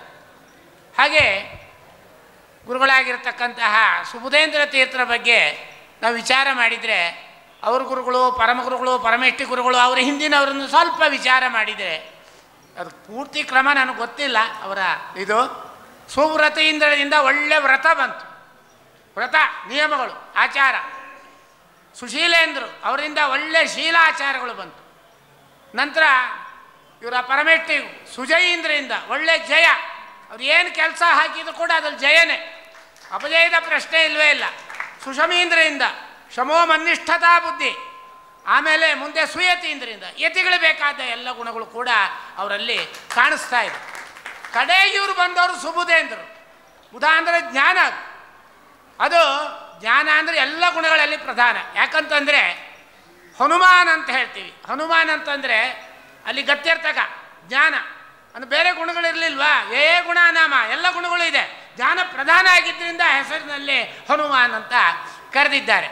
ಹಾಗೆ ಎಲ್ಲ ಗುಣಗಳಿಗೂ ಶಿಖರಪ್ರಾಯವಾಗಿ ಆ ಬುಧ ಜ್ಞಾನ, ಸ್ವತಃ ಜ್ಞಾನ ಪಡೆಯೋದು, ಆ ಜ್ಞಾನವನ್ನು ವಿದ್ಯಾರ್ಥಿಗಳು ವಿದ್ವಾಂಸರ ಮೂಲಕ ಎಲ್ಲ ಕಡೆಯಲ್ಲಿ ಹರಡ್ತಕ್ಕದ್ದು. ಇಂತಹ ಒಂದು ಗುಣ ಬಂತು ಎಲ್ಲ ಗುಣಗಳ ಜೊತೆಗೆ. ಇದಕ್ಕೆ ಇವರಿಗೆ ಮತ್ತು ಗುರುಗಳ ಅನುಗ್ರಹದಿಂದ ಇವರಿಗೆ ಈ ಗುಣಗಳು ಯಾಕೆ ಬಂತು ಅಂದರೆ ರಾಘವೇಂದ್ರರ ಸನ್ನಿಧಾನ ಅನುಗ್ರಹದಿಂದ ಬಂದಿದೆ. ರಾಘವೇಂದ್ರರು ಅಂತ ಏನರ್ಥ? ರಾಘವ ಅಂದರೆ ರಾಮ, ಅವನೇ ಇಂದ್ರ. ರಾಘವೇಂದ್ರರು ಅಂದರೆ ವಾದಿ ಮಧ್ವ ಯಸ್ಯ ರಾಜ ಅಂತ ಹೇಳಿದಾಗೆ ಆ ರಾಘವೇಂದ್ರರು ರಾಮನ ಅನುಗ್ರಹವನ್ನು ಪರಮಾನುಗ್ರಹ ಪಡೆದಿರ್ತಕ್ಕಂಥ ರಾಘವೇಂದ್ರರ ಸನ್ನಿಧಾನ ಅನುಗ್ರಹ ಇವರೆಲ್ಲರಲ್ಲಿದೆ. ಸುಬುಧೇಂದ್ರಲ್ಲಿ ಕೂಡ ಅದು ವಿಶೇಷವಾಗಿ ಬಂದಿದೆ. ಇಂದ್ರ ಅಂದರೆ ಐಶ್ವರ್ಯ, ಐಶ್ವರ್ಯ ಅಂದರೆ ಸಾಮರ್ಥ್ಯ, ಈಶತ್ವ. ಮುಗಿಸ್ಬಿಡ್ತೇನೆ.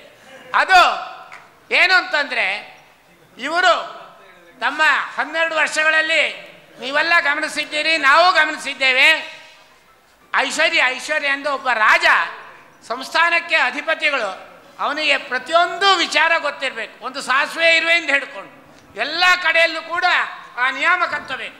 ಇವರು ಎಲ್ಲ ಕ್ಷೇತ್ರದಲ್ಲಿ ಮಠದ ಭೌತಿಕ ಅಭಿವೃದ್ಧಿ ಅಥವಾ ತುಂಗಾದಲ್ಲಿ ಮೆಟ್ಟಲು ಕಟ್ಟೋದು, ನೀರಿನ ವ್ಯವಸ್ಥೆ ಅದೆಲ್ಲ ಆಯಿತು. ಜ್ಞಾನ ಕ್ಷೇತ್ರದಲ್ಲಿ ವಿಶೇಷವಾಗಿ ನಾವು ನೀವು ಎಲ್ಲ ನೋಡಿದ ಹಾಗೆ ಪ್ರತಿಯೊಬ್ಬರು ವಿದ್ಯಾರ್ಥಿಗಳು ವಿದ್ವಾಂಸರ ಮಟ್ಟದಲ್ಲಿ ತಯಾರಾಗ್ತಾ ಇದ್ದಾರೆ.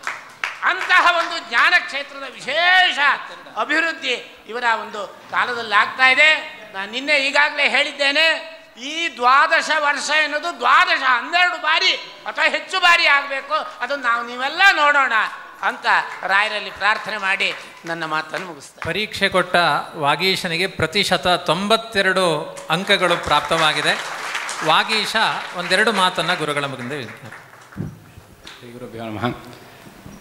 ಪೂಜ್ಯ ಸ್ವಾಮಿಗಳಿಗೆ ನನ್ನ ನಮಸ್ಕಾರಗಳು. ಅದೇ ರೀತಿಯಾಗಿ ಇಲ್ಲಿ ನೆರೆದ ಎಲ್ಲ ವಿದ್ವಾಂಸರಿಗೂ ನಮಸ್ಕಾರಗಳನ್ನು ಸಲ್ಲಿಸ್ತಾ, ನನಗೆ ಈ ವಿಷ್ಣು ತತ್ವ ನಿರ್ಣಯ ಸುಮಾರು 2 ವರ್ಷಗಳು ಸತತವಾಗಿ ಪಾಠ ಆಗಿದೆ. ಅದರಲ್ಲಿ ಮೊದಲಿನ ಕಾರ್ಯತಾವಾದದವರೆಗೆ ಭೀಮಸೇನಾಚಾರ್ಯರು ಪಾಠ ಮಾಡಿದರು. ಅದಾದ ಮೇಲೆ ನವಕೃತ್ವೋಪದೇಶಗಳಿಗೆ ವೇಣುಗೋಪಾಲಾಚಾರ್ಯರು ಪಾಠ ಮಾಡಿದರು. ಉಳಿದ ಅವಶಿಷ್ಟ ಭಾಗವನ್ನು ನನಗೆ ಪವನಾಚಾರ್ಯರು ಈ ಎಲ್ಲ ಪಾಠವನ್ನು ಮಾಡಿದ್ದಾರೆ. ಇವರು ಪಾಠ ಮಾಡಿ ನನಗೆ ಈ ಒಂದು ವಿಷ್ಣು ತತ್ವ ನಿರ್ಣಯವನ್ನು ತಿಳಿಸಿಕೊಟ್ರೆ, ಇದಕ್ಕಿಂತಲೂ ಒಬ್ಬರನ್ನು ನಾನು ಈ ಸಮಯದಲ್ಲಿ ಸ್ಮರಿಸ್ಕೊಳ್ಬೇಕು. ಏನು ಅಂತಂದರೆ, ಇದೇ 2 ವರ್ಷದ ಮುಂಚೆ ವಿಷ್ಣು ತತ್ವ ನಿರ್ಣಯವನ್ನು ಪರೀಕ್ಷೆ ಕೊಟ್ಟ ಒಬ್ಬ ವಿದ್ಯಾರ್ಥಿ ಸ್ವಾಮಿಗಳ ಹತ್ತಿರ ಈಗ ಸುಧಾಧ್ಯಯನವನ್ನು ಮಾಡ್ತಾ ಇದ್ದಾನೆ. ಅಚ್ಯುತ ಅಂತ ಅವನ ಹೆಸರು, ನನ್ನ ಜ್ಯೇಷ್ಠ. ಯಾವಾಗಲೂ ಕೂಡ ಯಾವ ಸಮಯದಲ್ಲೂ ಕೂಡ ಕೇಳಿದರೂ ಕೂಡ ನಾನು ಏನು ಕೇಳಿದರೂ ಕೂಡ ಅದಕ್ಕೆ ಚಿಂತನೆಯನ್ನು ಹೇಳುವಂಥದ್ದು, ಸಹಾಯವನ್ನು ಮಾಡಿರುವಂಥದ್ದು. ಹಾಗಾಗಿ ಅಧ್ಯಾಪಕರು ನನಗೆ ಎಷ್ಟು ಪಾಠವನ್ನು ಹೇಳಿ ಸಹಾಯವನ್ನು ಮಾಡಿದಾರೋ ಅದೇ ರೀತಿಯಾಗಿ ನನ್ನ ಜ್ಯೇಷ್ಠನಿಗೂ ಕೂಡ ನಾನು ಧನ್ಯವಾದಗಳನ್ನು ತಿಳಿಸ್ತಾ, ನನ್ನ ಇಲ್ಲಿ ಆ ವಿದ್ಯಾರ್ಥಿ ಇಲ್ಲಿ ಬಂದಿಲ್ಲ, ಊರಿಗೆ ಬಂದಿಲ್ಲ, ಅಚ್ಯುತ ಎನ್ನುವಂಥ ವಿದ್ಯಾರ್ಥಿ ಈಗ ಸ್ವಾಮಿಗಳ ಹತ್ತಿರ ಸುಧಾಧ್ಯಯನವನ್ನು ಮಾಡ್ತಾ ಇದ್ದಾನೆ. ಅವನನ್ನು ಕೂಡ ಸ್ಮರಿಸ್ಕೊಳ್ತಾ, ತಂದೆ ವಾದಿರಾಜಾಚಾರ್ಯ ನಮ್ಮ ತಂದೆಗಳಿಗೂ ಯಾವಾಗಲೂ ಕೂಡ ಬೆನ್ನೆಲುಬಾಗಿ ನಿಂತ ನನ್ನ ತಂದೆಗೂ ಕೂಡ ನನ್ನ ನಮಸ್ಕಾರಗಳನ್ನು ತಿಳಿಸ್ತಾ ಶ್ರೀಕೃಷ್ಣ ಅರ್ಪಣೆ. ಬಂಡಿ ಶ್ಯಾಮಾಚಾರ್ಯರು ಒಂದೆರಡು ಮಾತುಗಳನ್ನು ಹೇಳ್ತಾರೆ. ವಿಜೇಂದ್ರಾಚಾರ್ಯರು ತಾವು ಹೋಗೋದ್ರ ಜೊತೆಗೆ ನನ್ನನ್ನು ಕಳಿಸೋ ಏರ್ಪಾಡಿನಲ್ಲಿದ್ದಂಗೆ ಸಾಯಂಕಾಲ ಈಗಲೇ ಮೂಕೋಪಿ ಯತ್ಪ್ರಸಾದೇನ ಮುಕುಂದ ಶಯನಾಯತೆ ರಾಜರಾಜಾಯತೆ ರಿಕ್ತೋ ರಾಘವೇಂದ್ರಂ ತಮಾಶ್ರಯೇ.